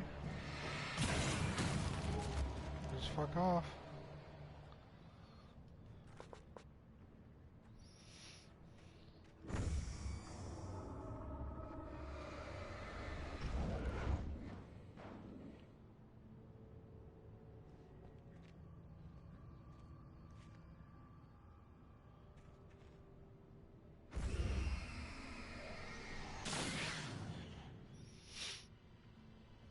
Yup.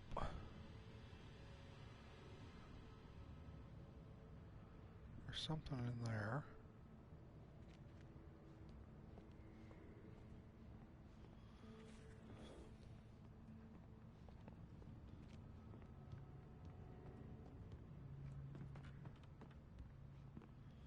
Flashbangs. Yes, please.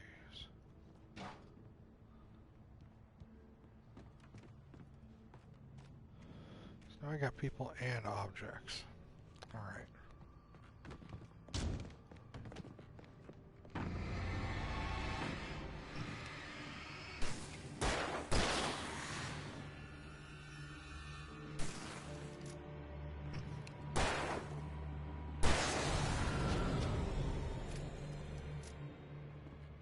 Back?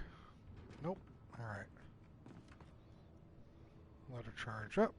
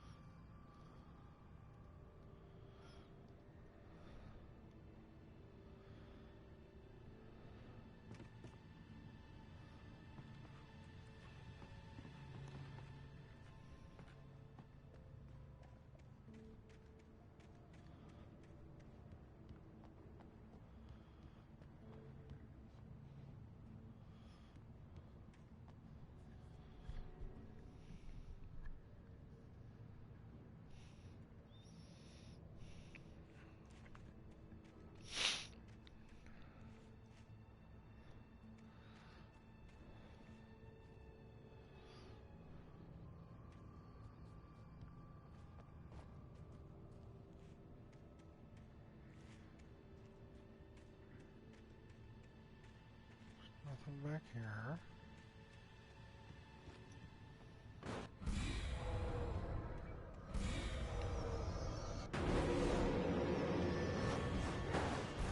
Oh, you're a box.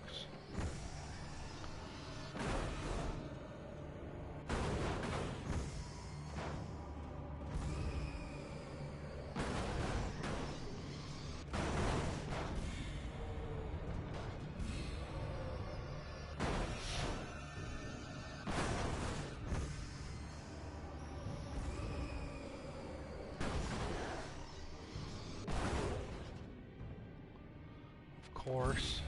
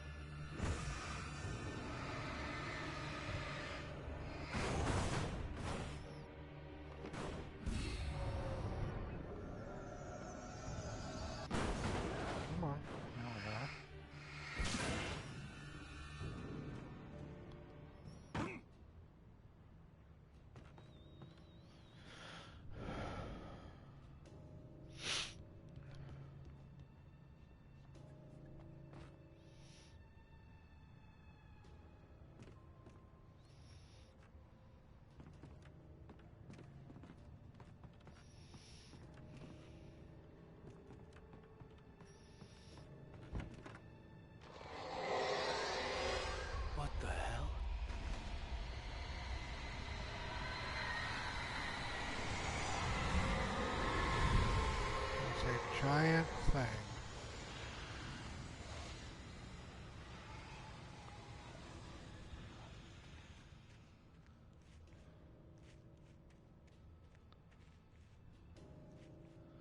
Oh God, look how big that area is down there. Oh man. That's a giant boss fight.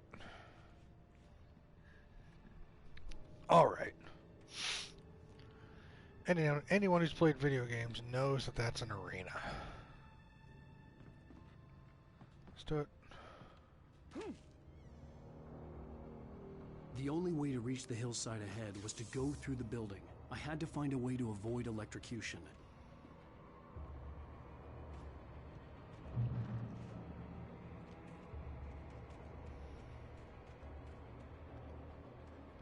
Yeah.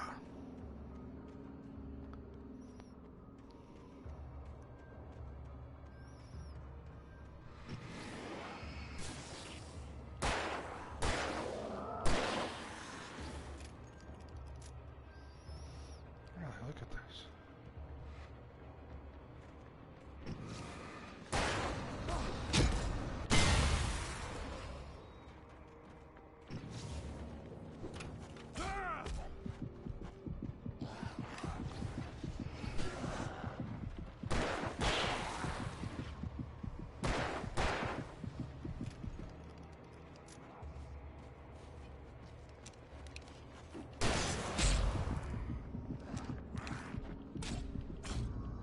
Fuck.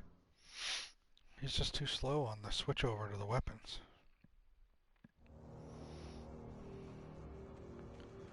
I'm not gonna drive. I don't need to drive.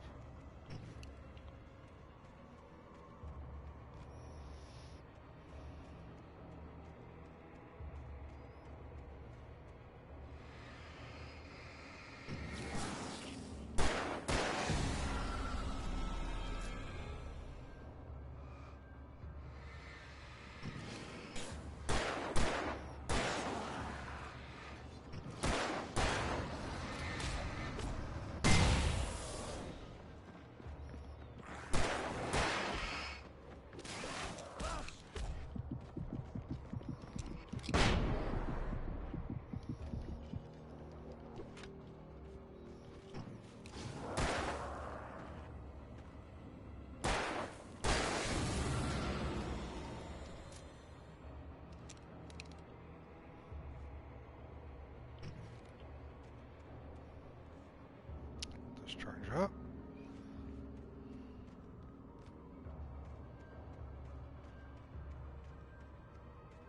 Any resupply stations?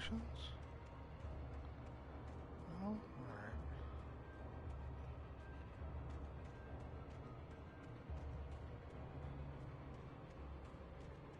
Right down half my handgun.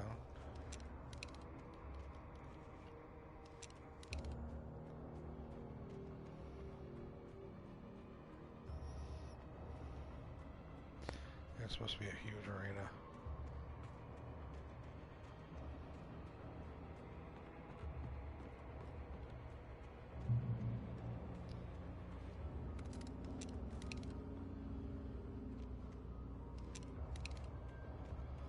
Remember I have that.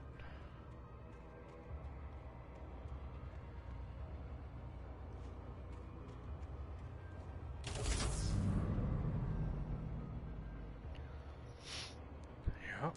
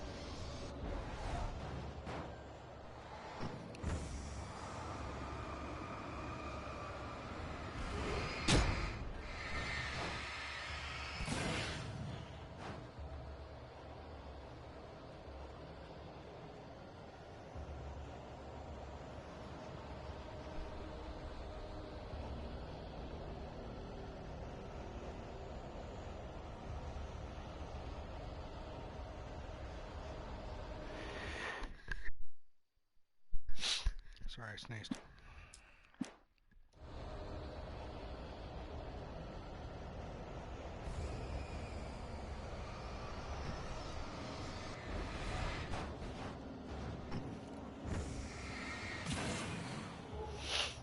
Here we come.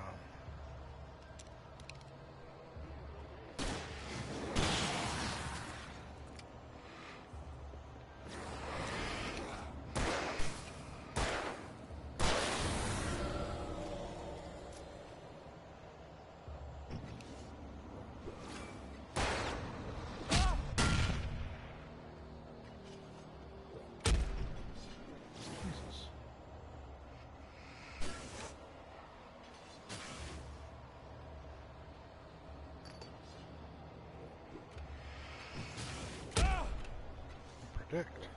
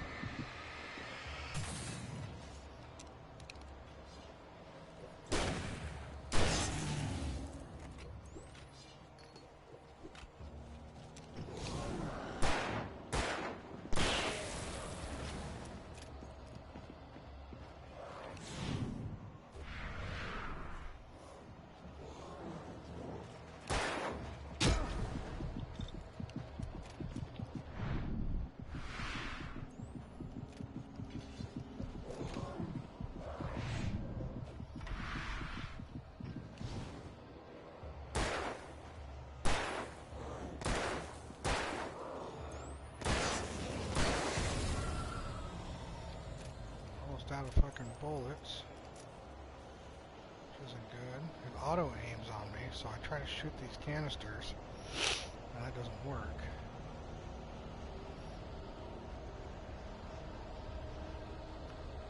I need bullets.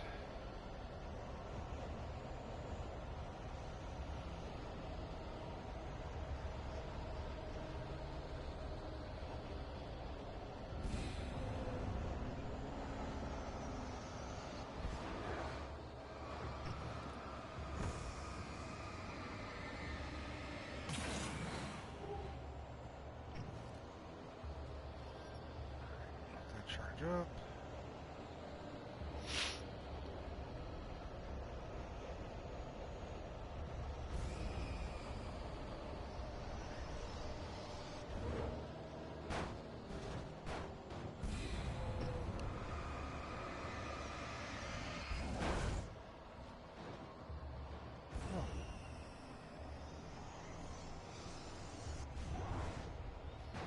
Jesus. Flying the fuck around.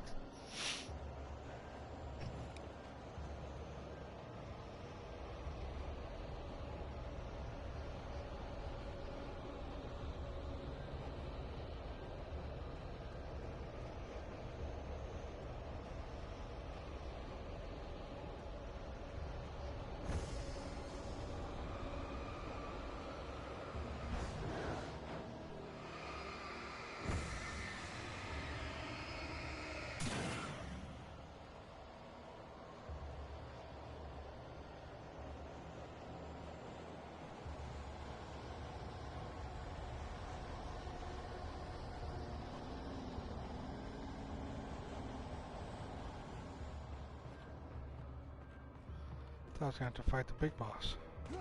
Oh, I just fell. Good job, Chris. Alright.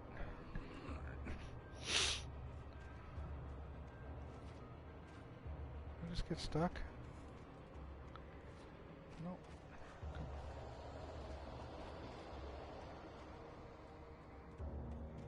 Please don't tell me I'm stuck. Alright, I'm not. Good, good, good.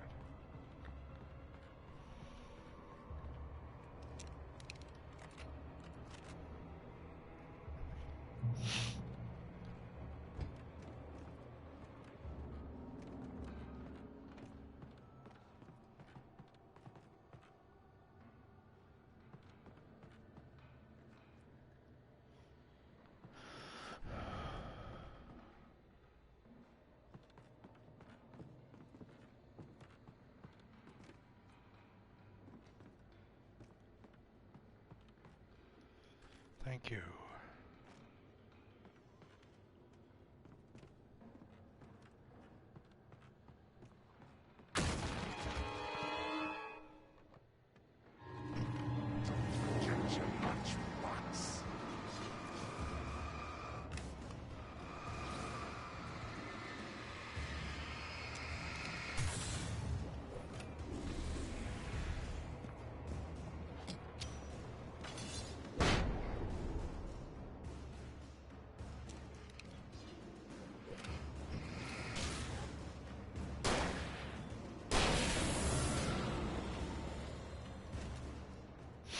Might have wasted a flashbang there, but alright.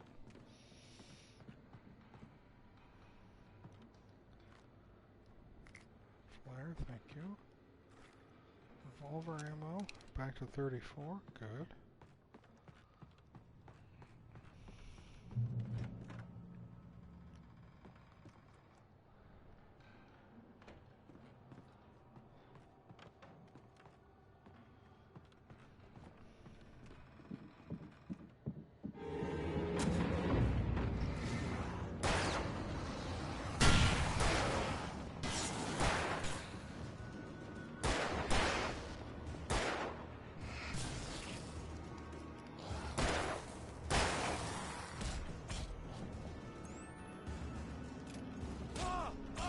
Fucking hell.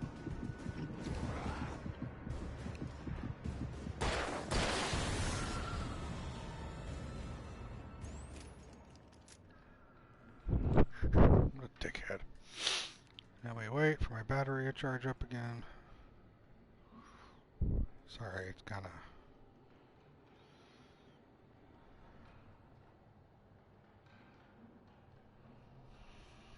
waiting. Alright. Trust no one in the dark. Yep. I'm already with you on that one.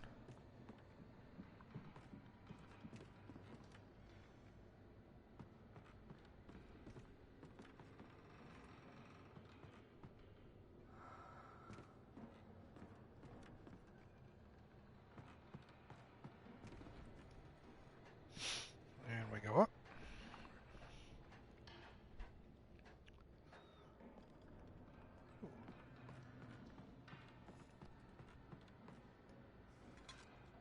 Nice little chair.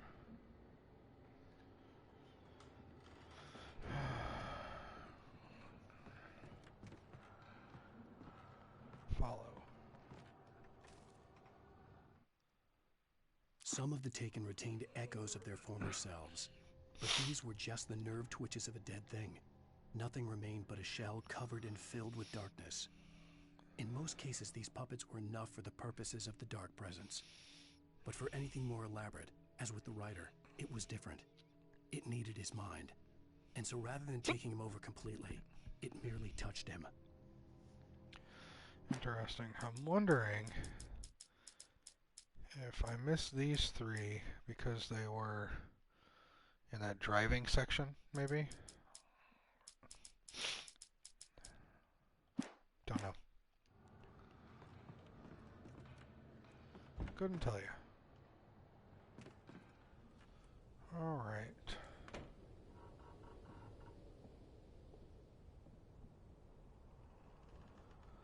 Keep hearing footprints, not me.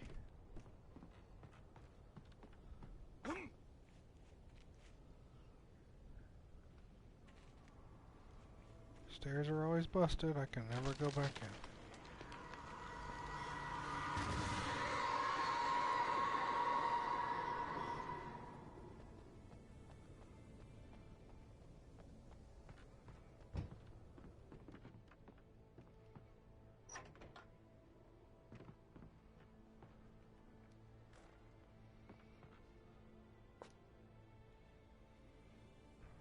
Batteries are good.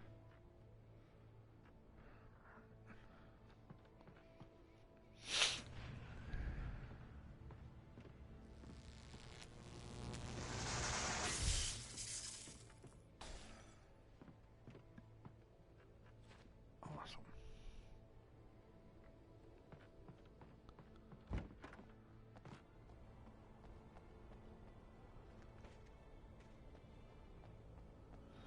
Awesome.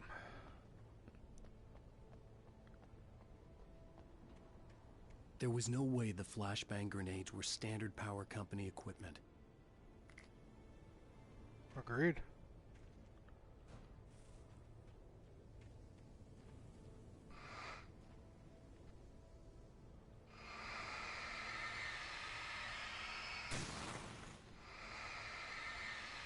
Welcome back, Lexi. How was your gaming?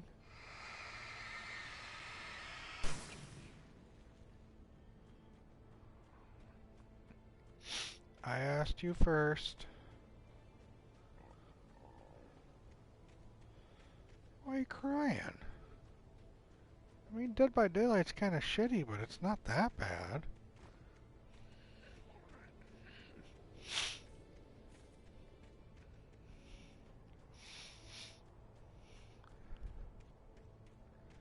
Oh, okay. Are you okay? Or are you better, may I say?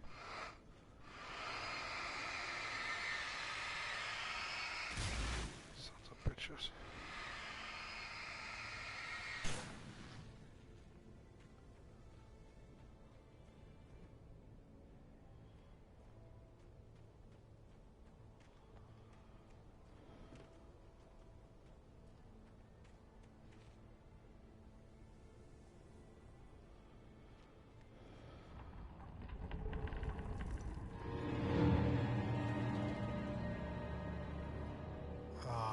Understood.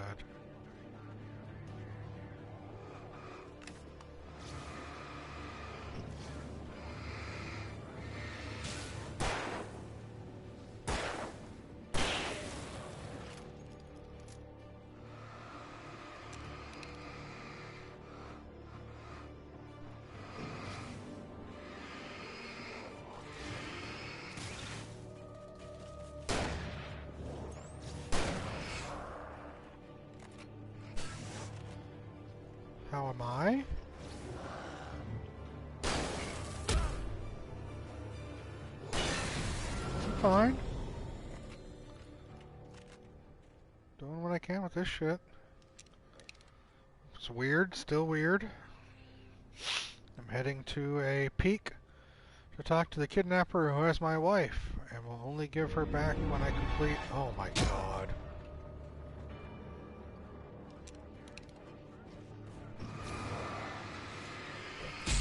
You to back off. Fuck that.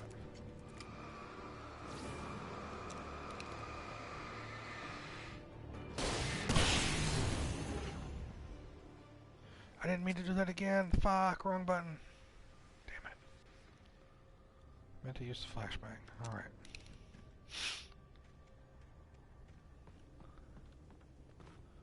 I'm alright. Fighting the darkness.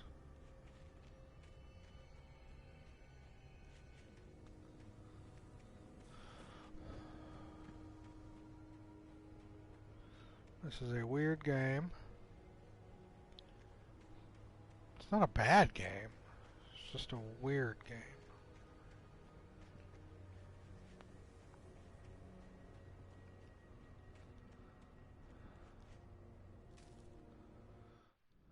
So yeah, I've missed that whole section. I stared through the bars of the jail cell. Barry stood behind me, swaying on his feet, looking as ill as I felt. Agent Nightingale stood on the other side of the bars with Sheriff Breaker. Nightingale had a stack of manuscript pages in his hand. He seemed unhinged as he gloated. Well, I've got you now, Raymond Chandler. It's all here. All the evidence, including conspiracy to murder a federal agent.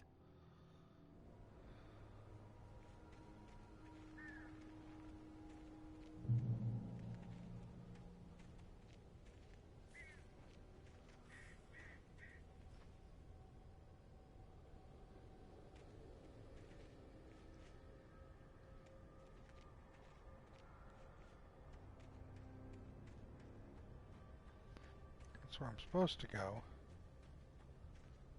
But we don't always go where we're supposed to, right?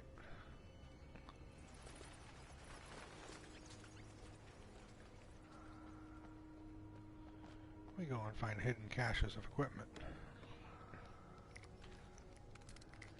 Yes. I approve. Trust no one in the dark. Yep, got that.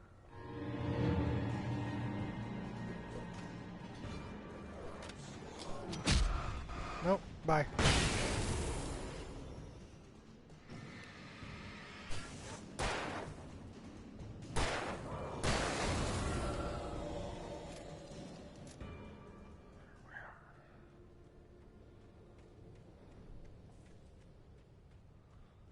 Not playing that shit. Let me come out here and grab this thermos.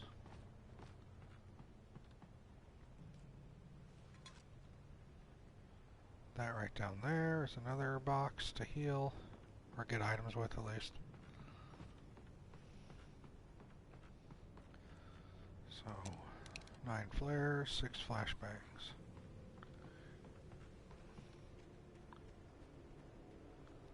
And that means a battle's coming up with all that shit sitting right there. Open you up. Full up on revolver ammo. Full up on batteries. Shotgun ammo, thank you. Yeah, I know.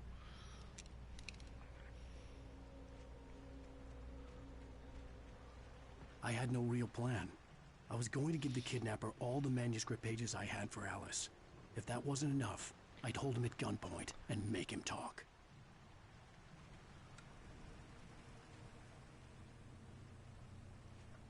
Oh, pump action. Don't mind if I do.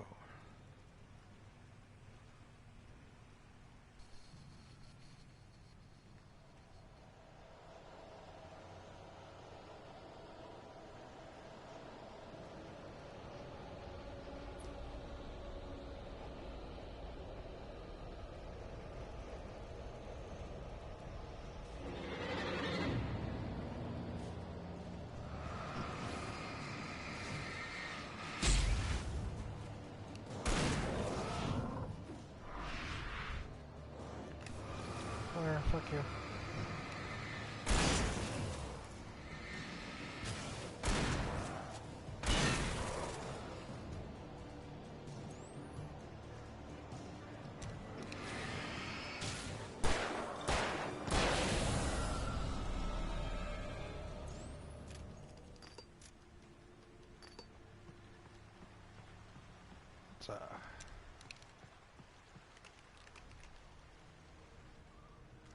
Let's pick those up.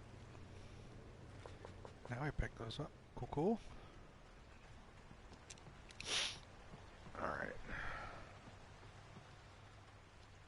Keep you on. I guess either way takes me there. I'll go this way.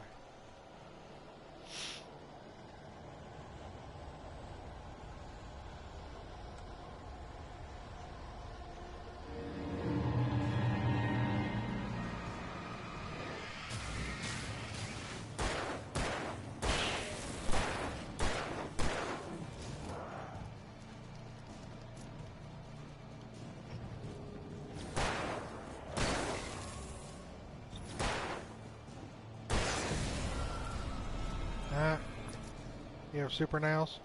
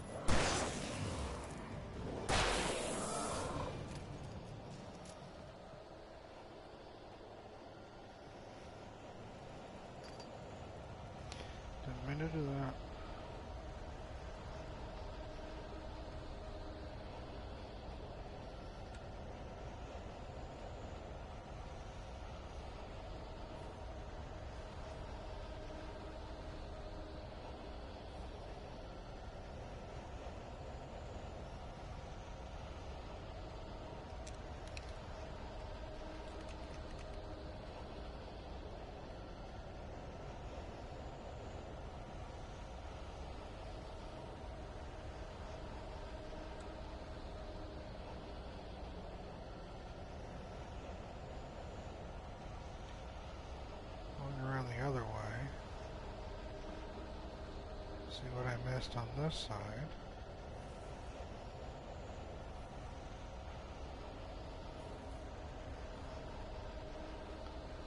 I don't think I missed anything. Alright. I had to adjust the volume last night when I played this because it was all the same level of volume and it was too goddamn loud.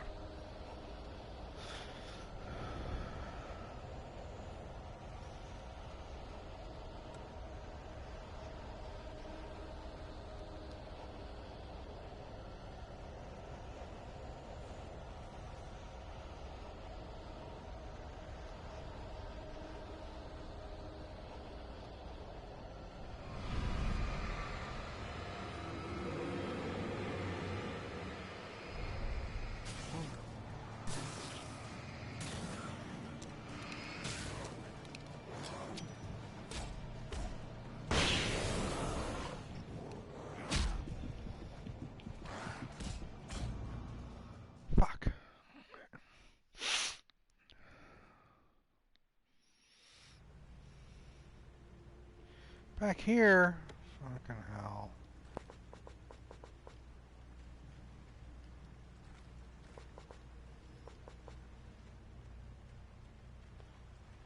I had no real plan. I was going to give the kidnapper all the manuscript pages I had for Alice. If that wasn't enough, I'd hold him at gunpoint and make him talk.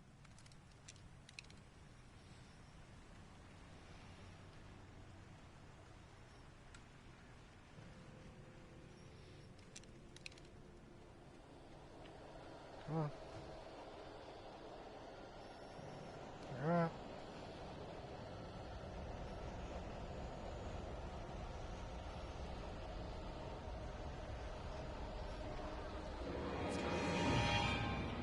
There you are.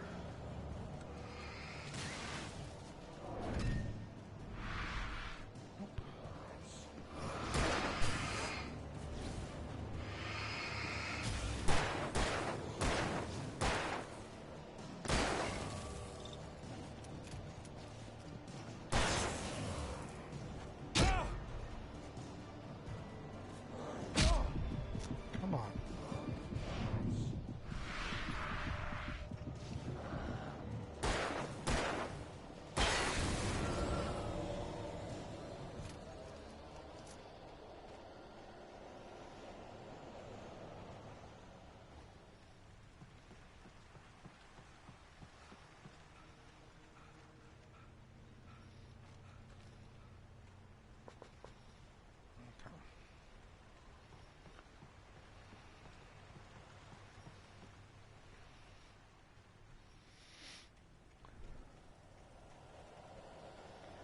Head back to the cabin.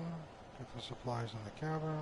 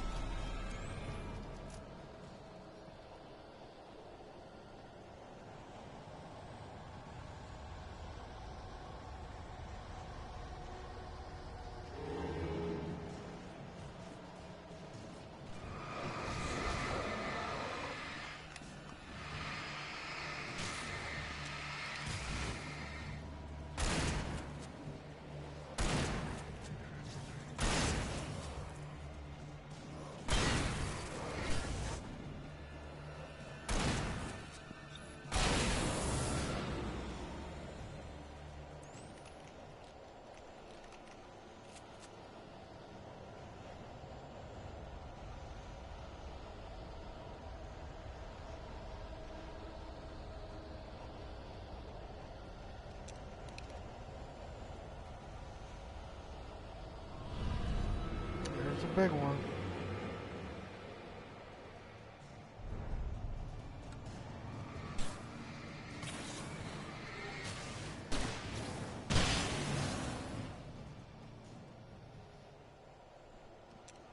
There was my flare.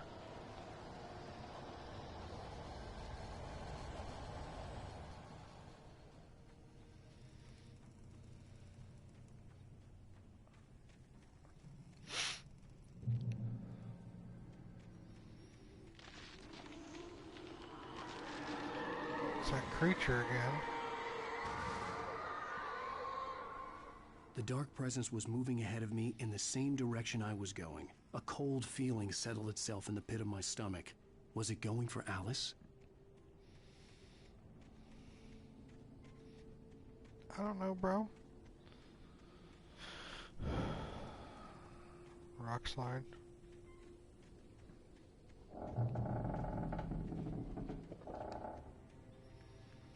From that volcanic explosion.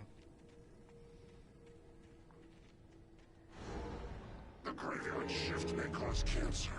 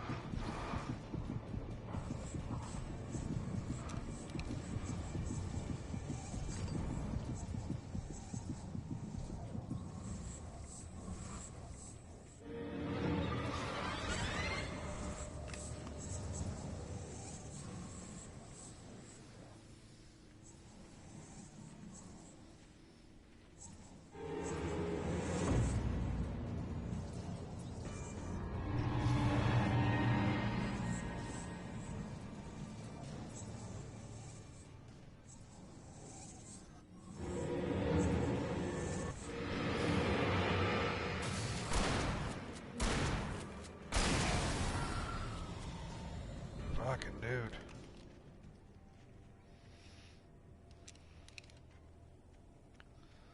All right.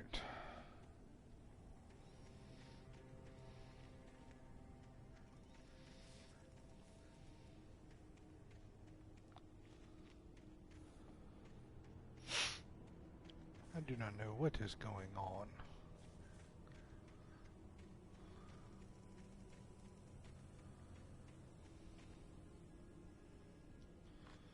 I'll pick those up though.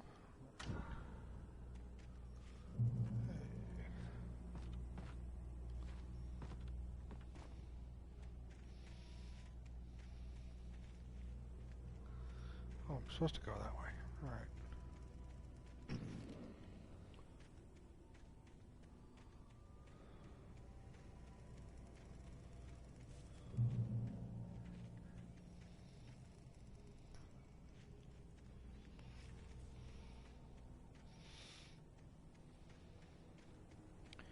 Creepy, creepy, creepy.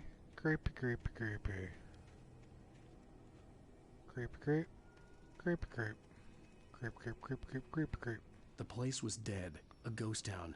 Had been for decades, maybe a century. Creepy.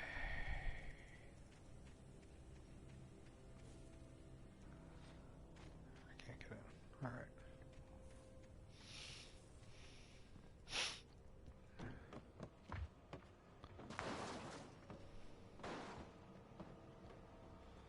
You throwing shit at me? You know who I am, motherfucker? Oh, I got supercar.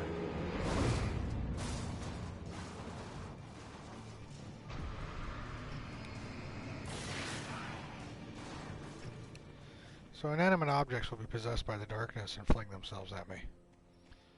It's kind of a thing. Now. Just, you know. Want you to know that. Can I get in here? Is there anything in here? Nope. Empty. Alright. Yep. That car literally just launched itself at me. It's a normal thing now.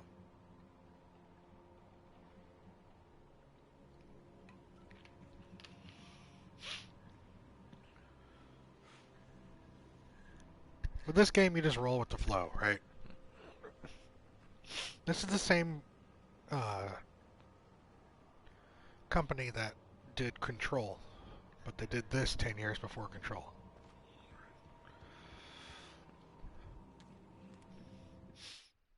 Things were never as simple in real life as in fiction.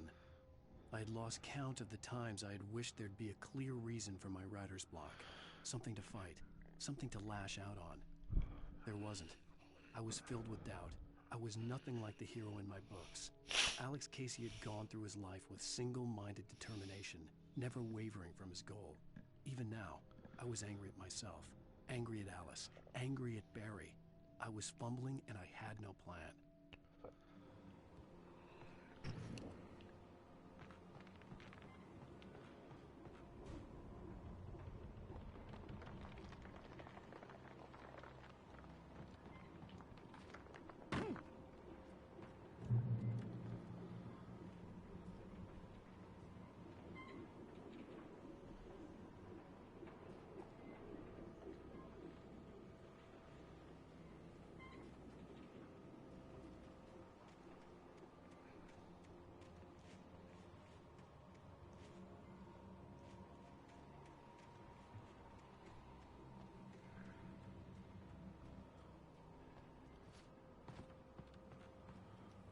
Service?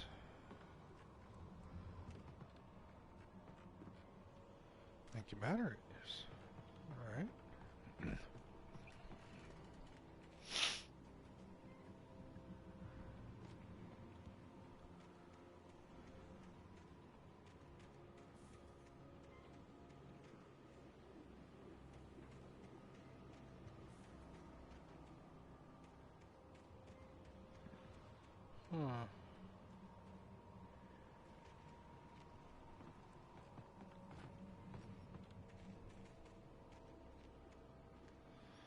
Wonder what kind of crazy shit is gonna happen now.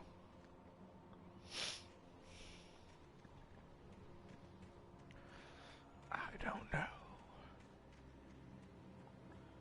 Don't fall asleep.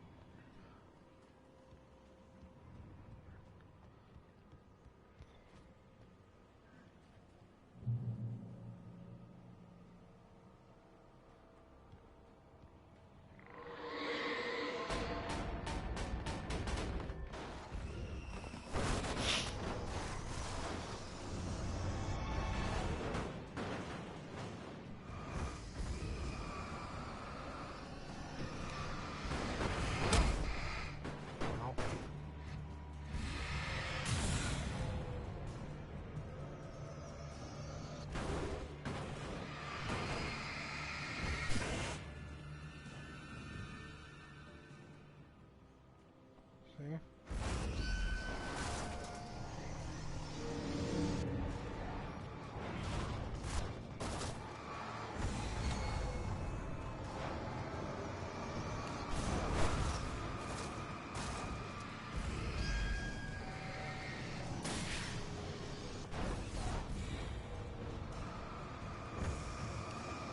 Possessed.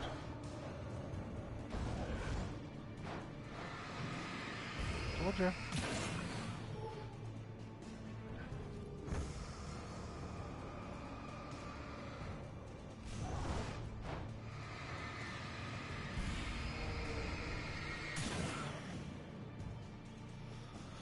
I told you. Don't believe me. What'd I say?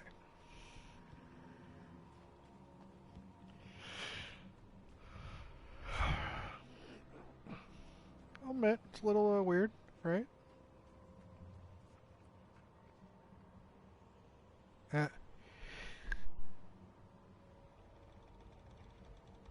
All congested.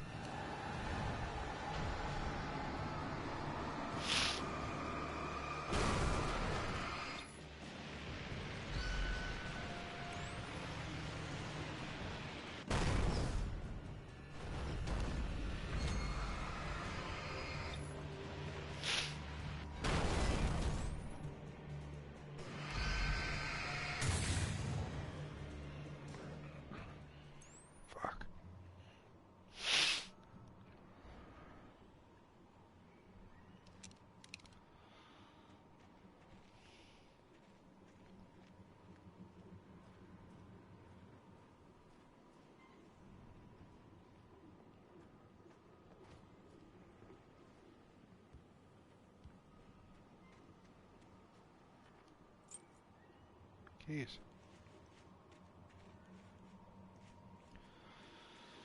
Alright.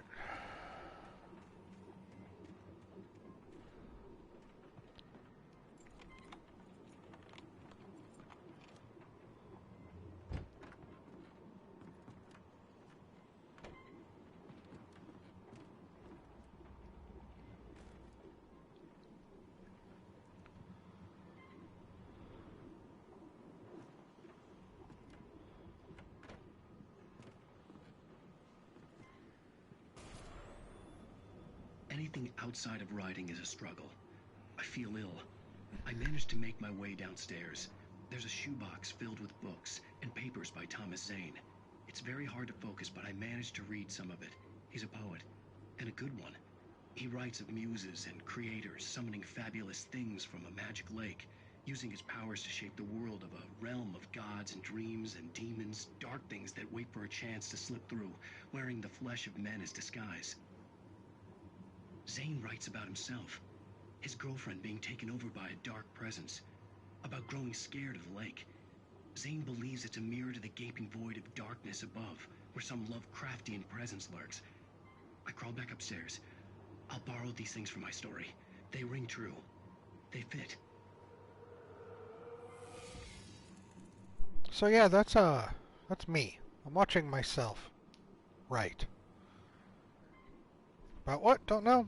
Because it's me, but it's not me, because I'm watching myself. Also, Thomas Zane is an author that writes poetry, but he doesn't exist. But to other me, he does? Don't really know.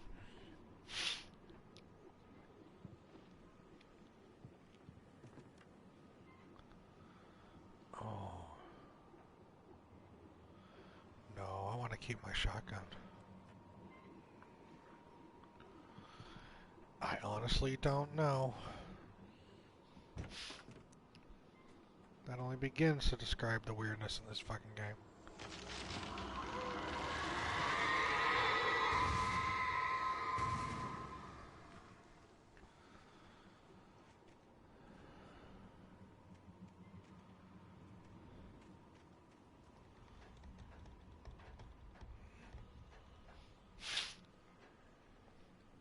And it's been long enough where I haven't played Control, so I don't remember what happened to Alan Wake.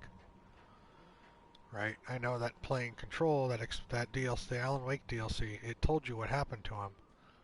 I don't remember.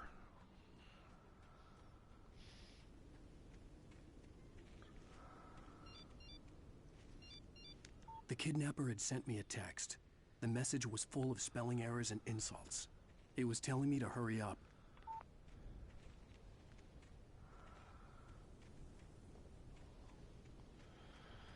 Yeah, but I play a lot of games. I'm sure once I finish this, I'll go and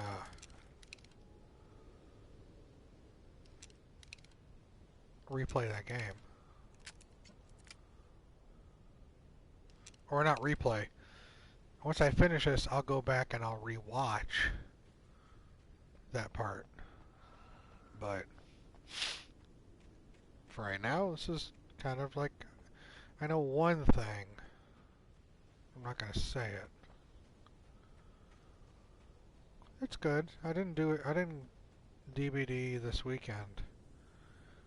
I was prepping for my D&D games. Well, it's good when I play. Birds.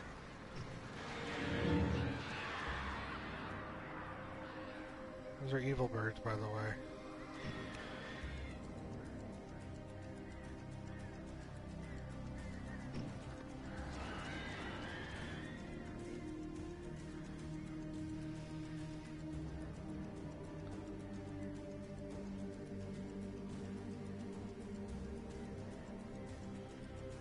Work for the bourgeoisie.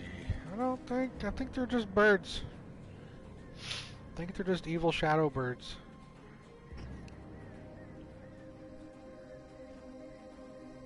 That are gonna attack me as soon as I try to get over here.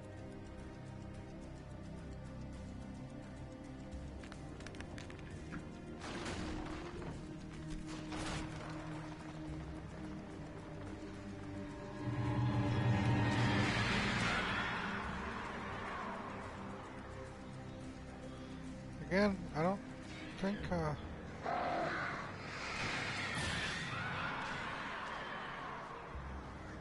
don't think that's the case.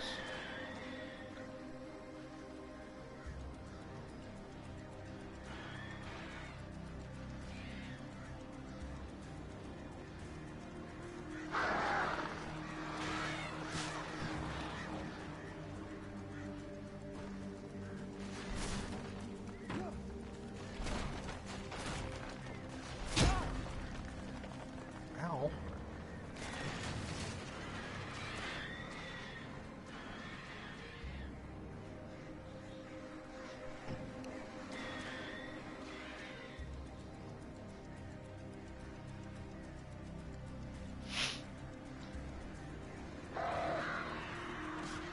Ow.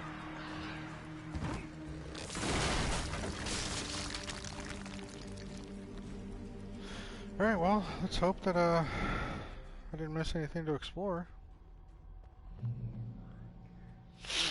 Exit the silver mine.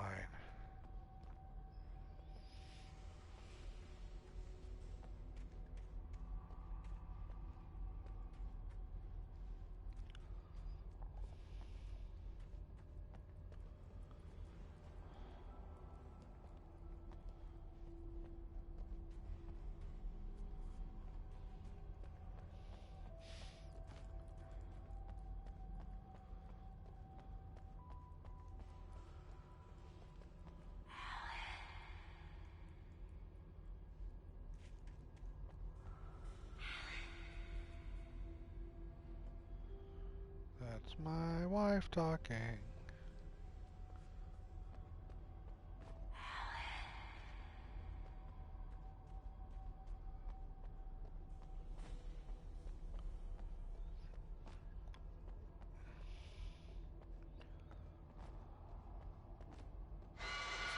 Without warning, the headache stabbed at my brain.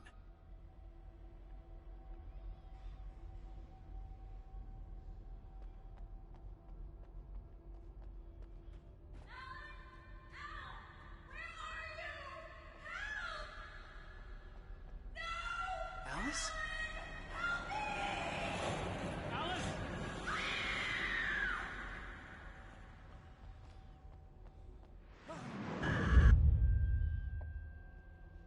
I'm losing it. I gotta get out of here. The hunters were big, thick-set men, confident and at home in the woods. They were feeling good, running on beer, ghost stories, and camaraderie late into the night. It did them no good, as they were taken by the dark presence, sucked deep into a darkness far worse than any ghost story they ever told or heard. Yep.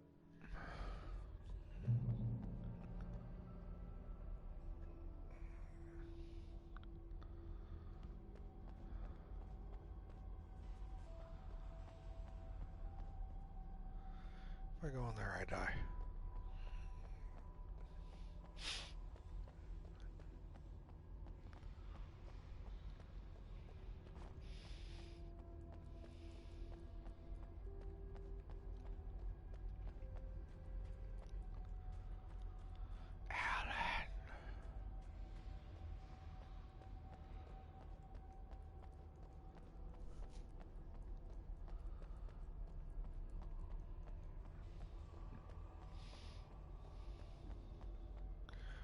I don't even know where you got the birds or bourgeoisie from.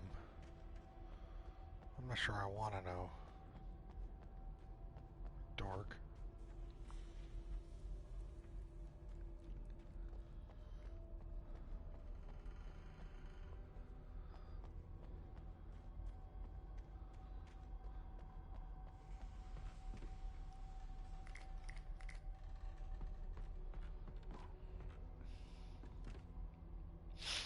Point of no return.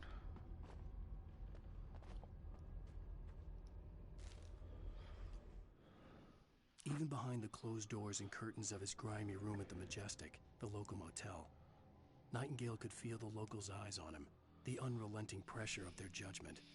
He forced it out of his mind. For all he knew, they could all be under Wake's spell already. You do what you have to do to get the job done. He took comfort from the bottle in his hand.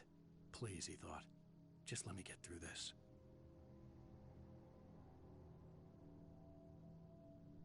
Nightingale is an FBI agent who has it out for me.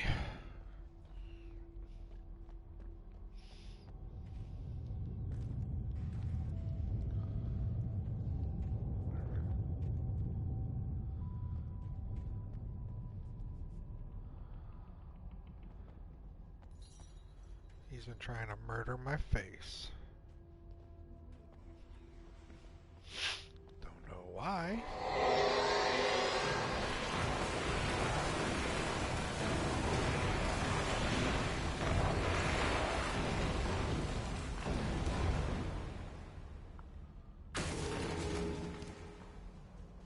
This doesn't surprise me. All accidents can't be perfected.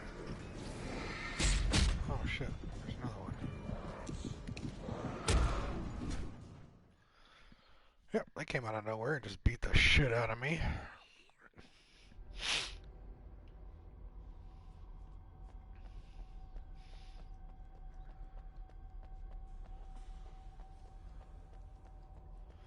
I mean, when you're playing a game with the collapsed mine shaft that you're going into, it's inevitable that it's going to crash down on you. Inevitable.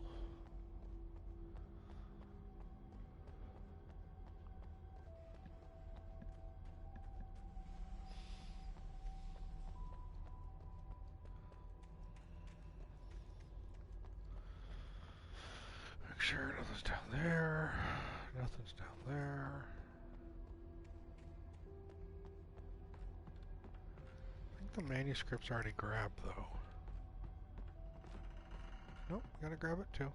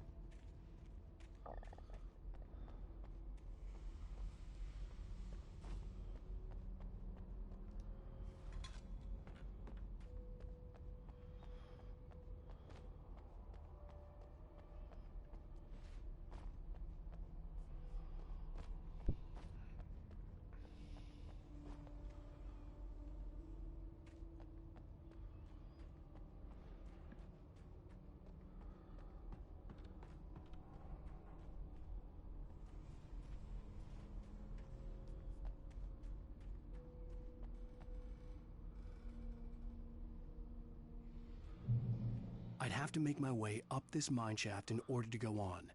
Maybe the machinery could help me with that.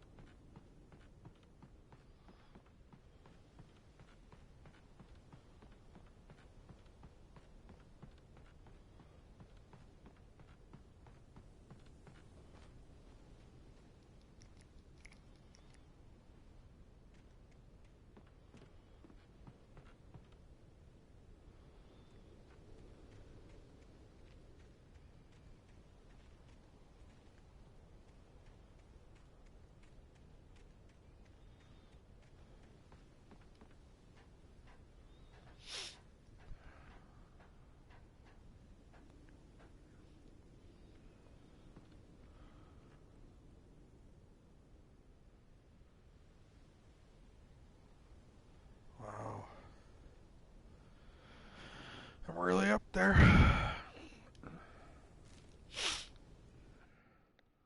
Lightning flashed behind the windows of Cauldron Lake Lodge. Tor Anderson laughed and held the steel hammer above his head. Nurse Sinclair was trying to calm him down without success. Tor grinned madly and shouted, "My hammer's up. Here's a friendly poke from Molnir, wench." He brought the hammer down with all his might on Sinclair's head. "We're on a comeback tour, baby."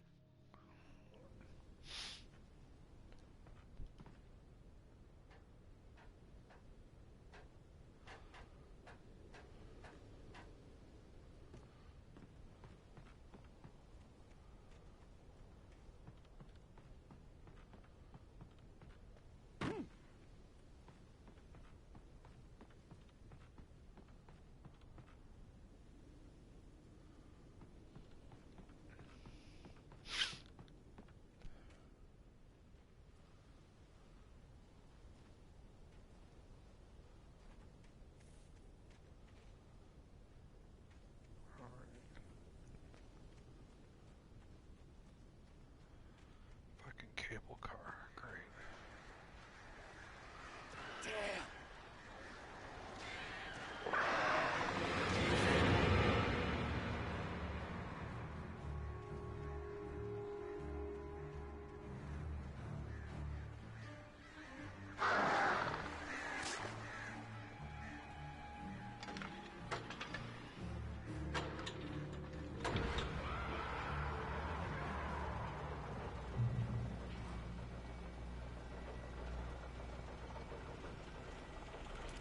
Oh, great. Another cable car.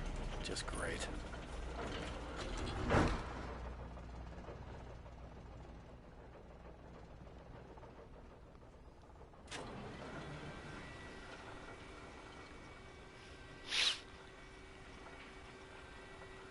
It's bird time.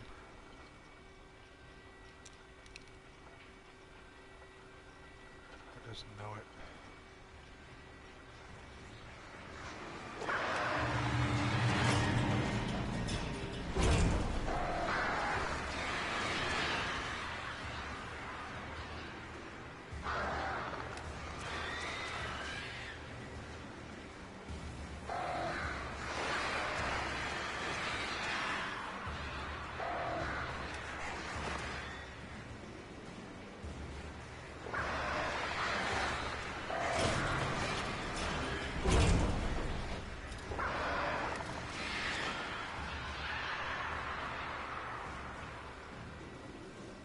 These are all my flares.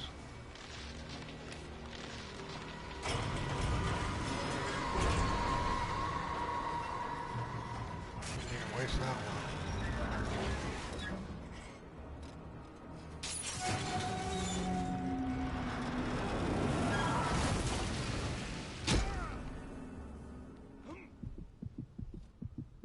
Ow.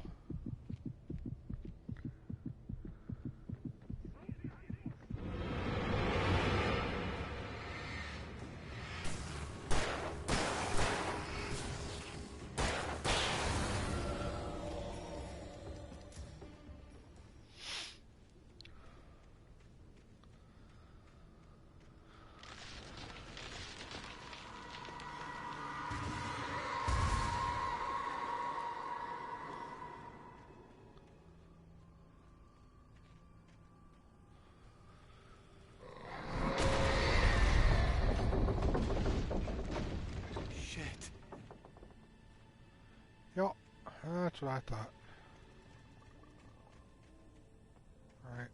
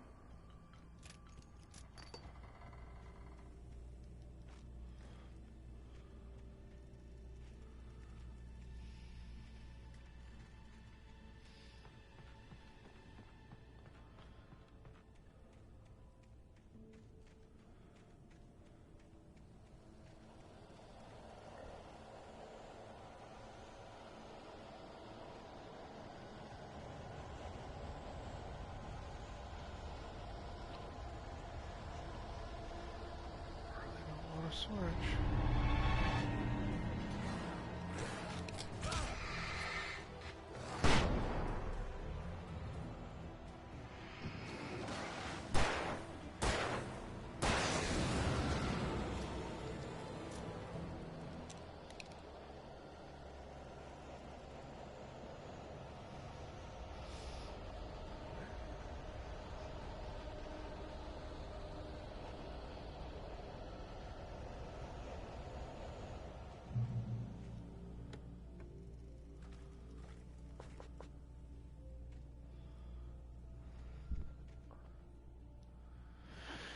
Cauldron Lake. The 8th deepest lake in the world, Cauldron Lake is a caldera lake formed in a volcanic crater. The volcano itself can be considered to be active, but it has not erupted since the volcanic earthquakes of 1970, and even then the underground activity was comparably mild. Despite some property damage, there were no casualties. Cauldron Lake is one of the most beautiful spots in the Bright Falls area, as well as a central figure in many local folk tales. It's a popular recreational area for the area residents.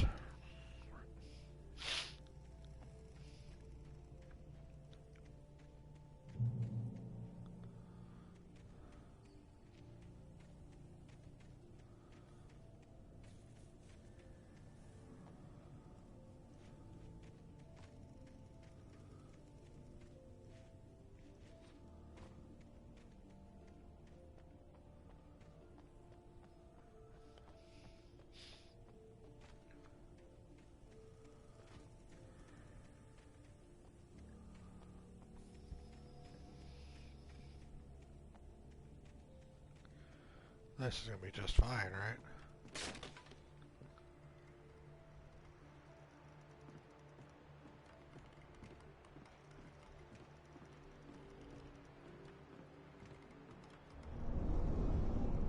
Right, just fine. Either side.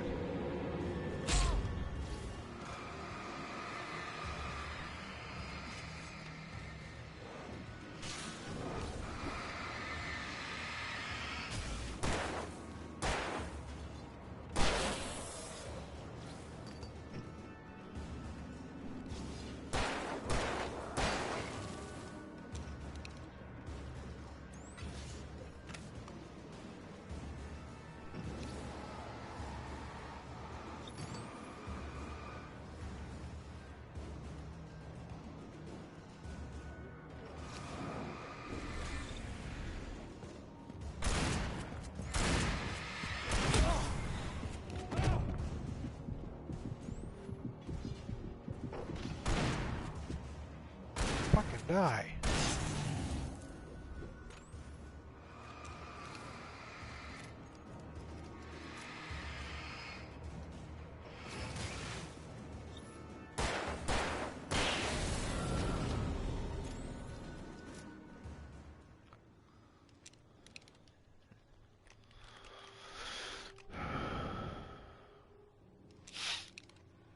Could have used a flare gun, didn't want to.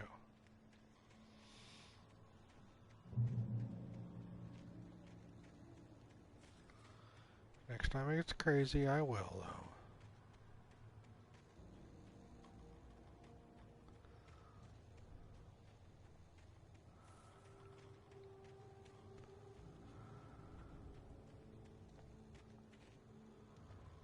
See?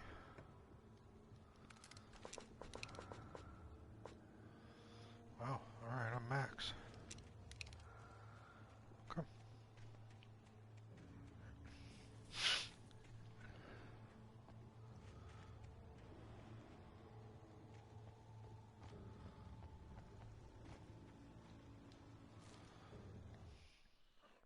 Maud had checked all of Stucky's rental cabins. There had been no sign of the Wakes. It was dark when he'd found their car parked at the end of the road by Cauldron Lake. It made no sense. They must have taken a wrong turn, but there was no sign of them, and the car had been there for hours already. Frustrated, Mott stood on the rotten ruin of the footbridge that had once led to Diver's Isle before it sank beneath the waves years ago. The boss wouldn't be happy. Huh.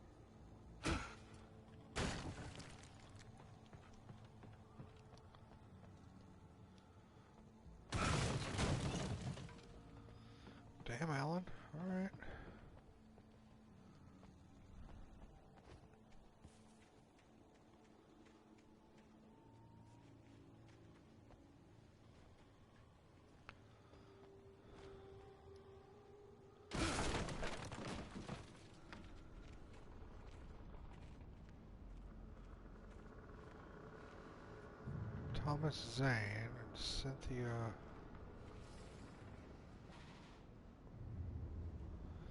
I miss you, Tom. Did you write this? Tom. Tom, you talked to me on TV. Tom, I miss you, Tom. I miss you, Tom. I curse you, Thomas Zane.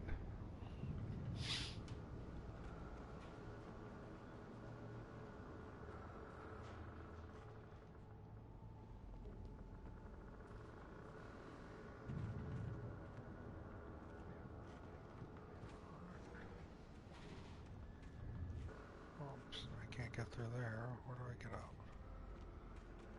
Stairs?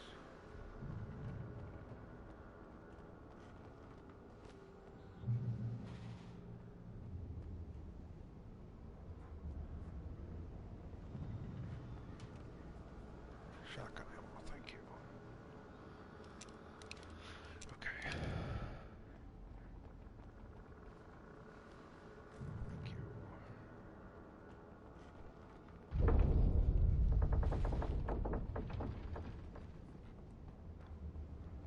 I don't have one, but I'll take it anyway. I'll take all the flares, thank you.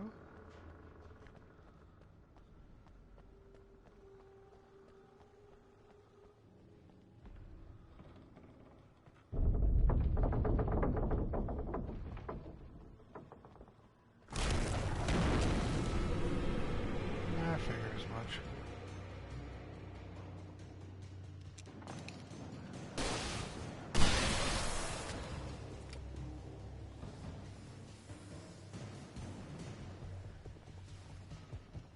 Come on.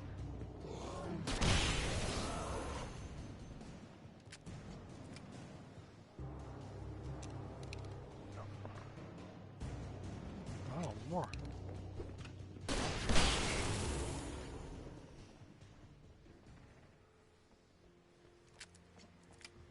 I have enough of those. Don't have to play with that.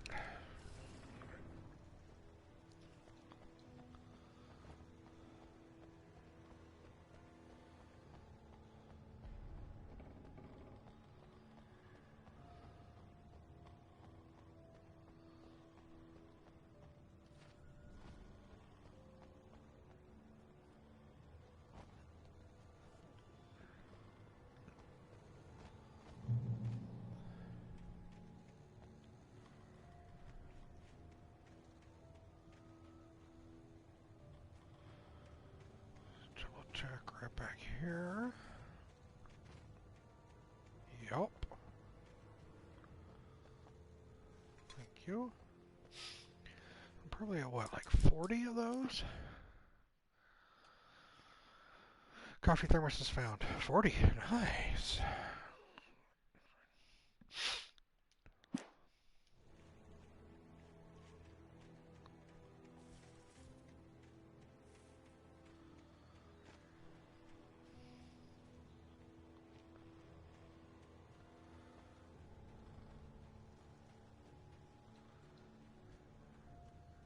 I could see Cauldron Lake. I thought I could make out the spot where the island and the cabin had been.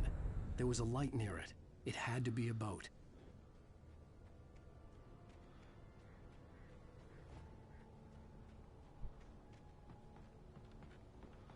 I was close now. I had to get there fast. I dreaded what I would find. I tried to hold on to Alice, but her form melted away. I was losing control. Dr. Hartman stood in her place. I wanted to hit him, but my arms were jelly. He smiled. It was a reassuring smile, and I hated him for it. I had to give you a sedative. Don't fight it. You went through another rough period. Right now, it's very important that you stay calm. We don't want you to have another episode. You're a patient at my clinic. Have been for a while now.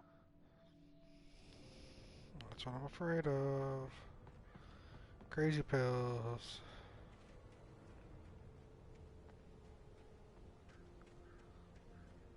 Wait! Are you? Wait! Hey, I'm here! I'm coming!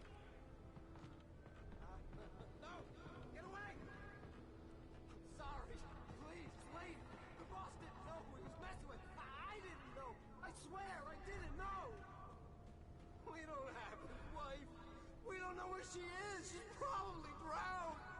We just said we had her to make a play ball. You see? Oh, alright.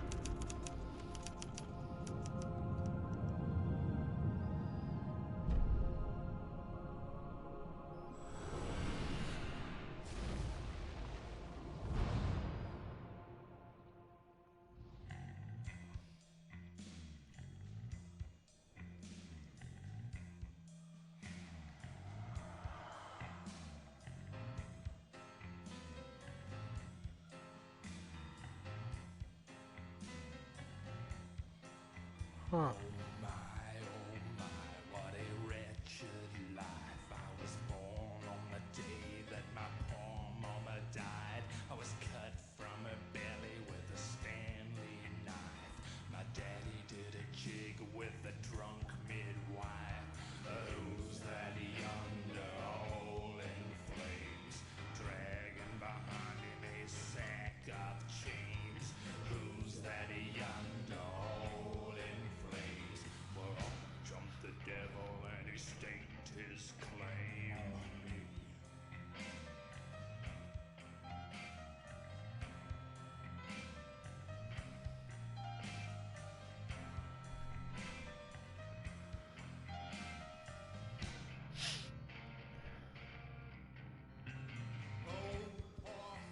I was doomed from the start, doomed to play the villain's part. I was the baddest Johnny in the apple cart. My blood was blacker than the chambers of a dead nun's heart. Who's that milling around the courthouse steps, nailing my face to the hitching fence? Who's that milling around the courthouse steps? Up jumped the devil and off we crept. Okay. Previously on Alan Wake, I'm hunted by the law. Sheriff, Wake's running. I'm giving chase. Are you seriously telling me that writer just took out my deputies? A thriller I supposedly wrote is coming true. The genre of the story seems to be shifting. It's turning into a horror story. I was told that Alice had been kidnapped, but that was a lie. We don't have his wife. We don't know where she is. Her purported kidnapper was eaten up by the dark presence before it attacked me.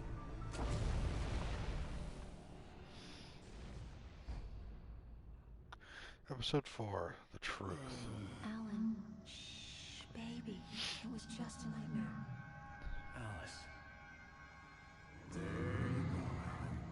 Hartman. I fell. I had to give you a sedative. Don't fight it. You went through another rough period. What? Right now, it's very important that you stay calm. We don't want you to have another episode. You're a patient at my clinic. Have been for a while now. The shock of your wife's death triggered a mental illness. No, you're lying. You're suffering from various symptoms of undifferentiated schizophrenia. Bastard. It's okay, Alan. Just let go.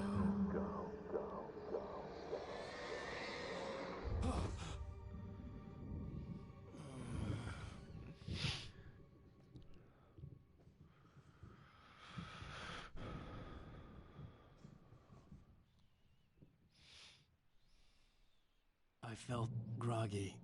Whatever Hartman had bumped in me was making me numb. I felt like this was happening to someone else. Someone I was watching on television. I couldn't think. Couldn't focus.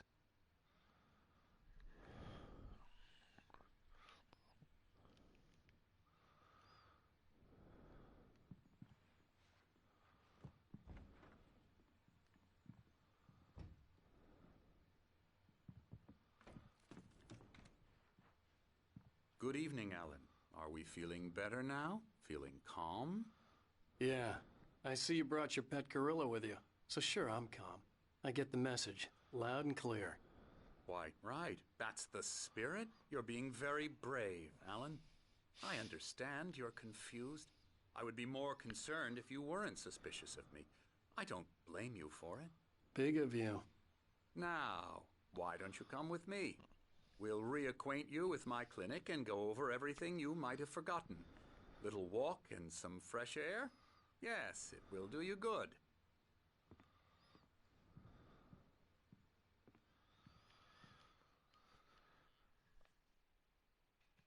Dr. Hartman is giving Wake a tour of his clinic and explaining that Alice's death has driven Wake into a dark inner world of delusions and fantasies. Again, another twist to the story. I'm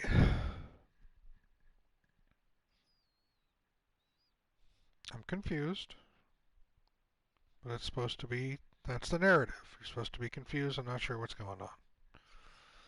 It's being presented in a way that's entertaining and enjoyable to play. I'll hold off on all judgment until the story is complete. However, that completion will have to take place next week. Since I know this game takes about 10 to 12 hours to play, I'm going to cut it a little early tonight so I can make sure that we don't waste an entire evening next week getting back into it. So, Chapter 3 took for the first two chapters took about 2 hours each. This one took about 3 and change, so that's fine. Thought it was going to be two episodes per night. We modify. But yeah, so that's it for tonight. Thank you for coming along with me. Thank you for enjoying this. Thank you for watching.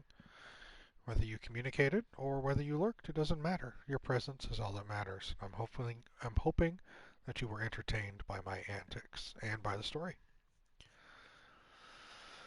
I will be returning next Monday, as is my normal schedule, Monday and Tuesdays.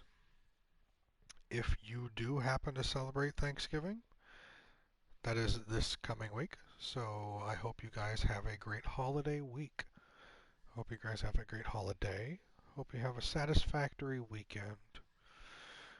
You are appreciated here. Thank you very much for attending. And I look forward to seeing you Monday to continue the story. Until then, take care.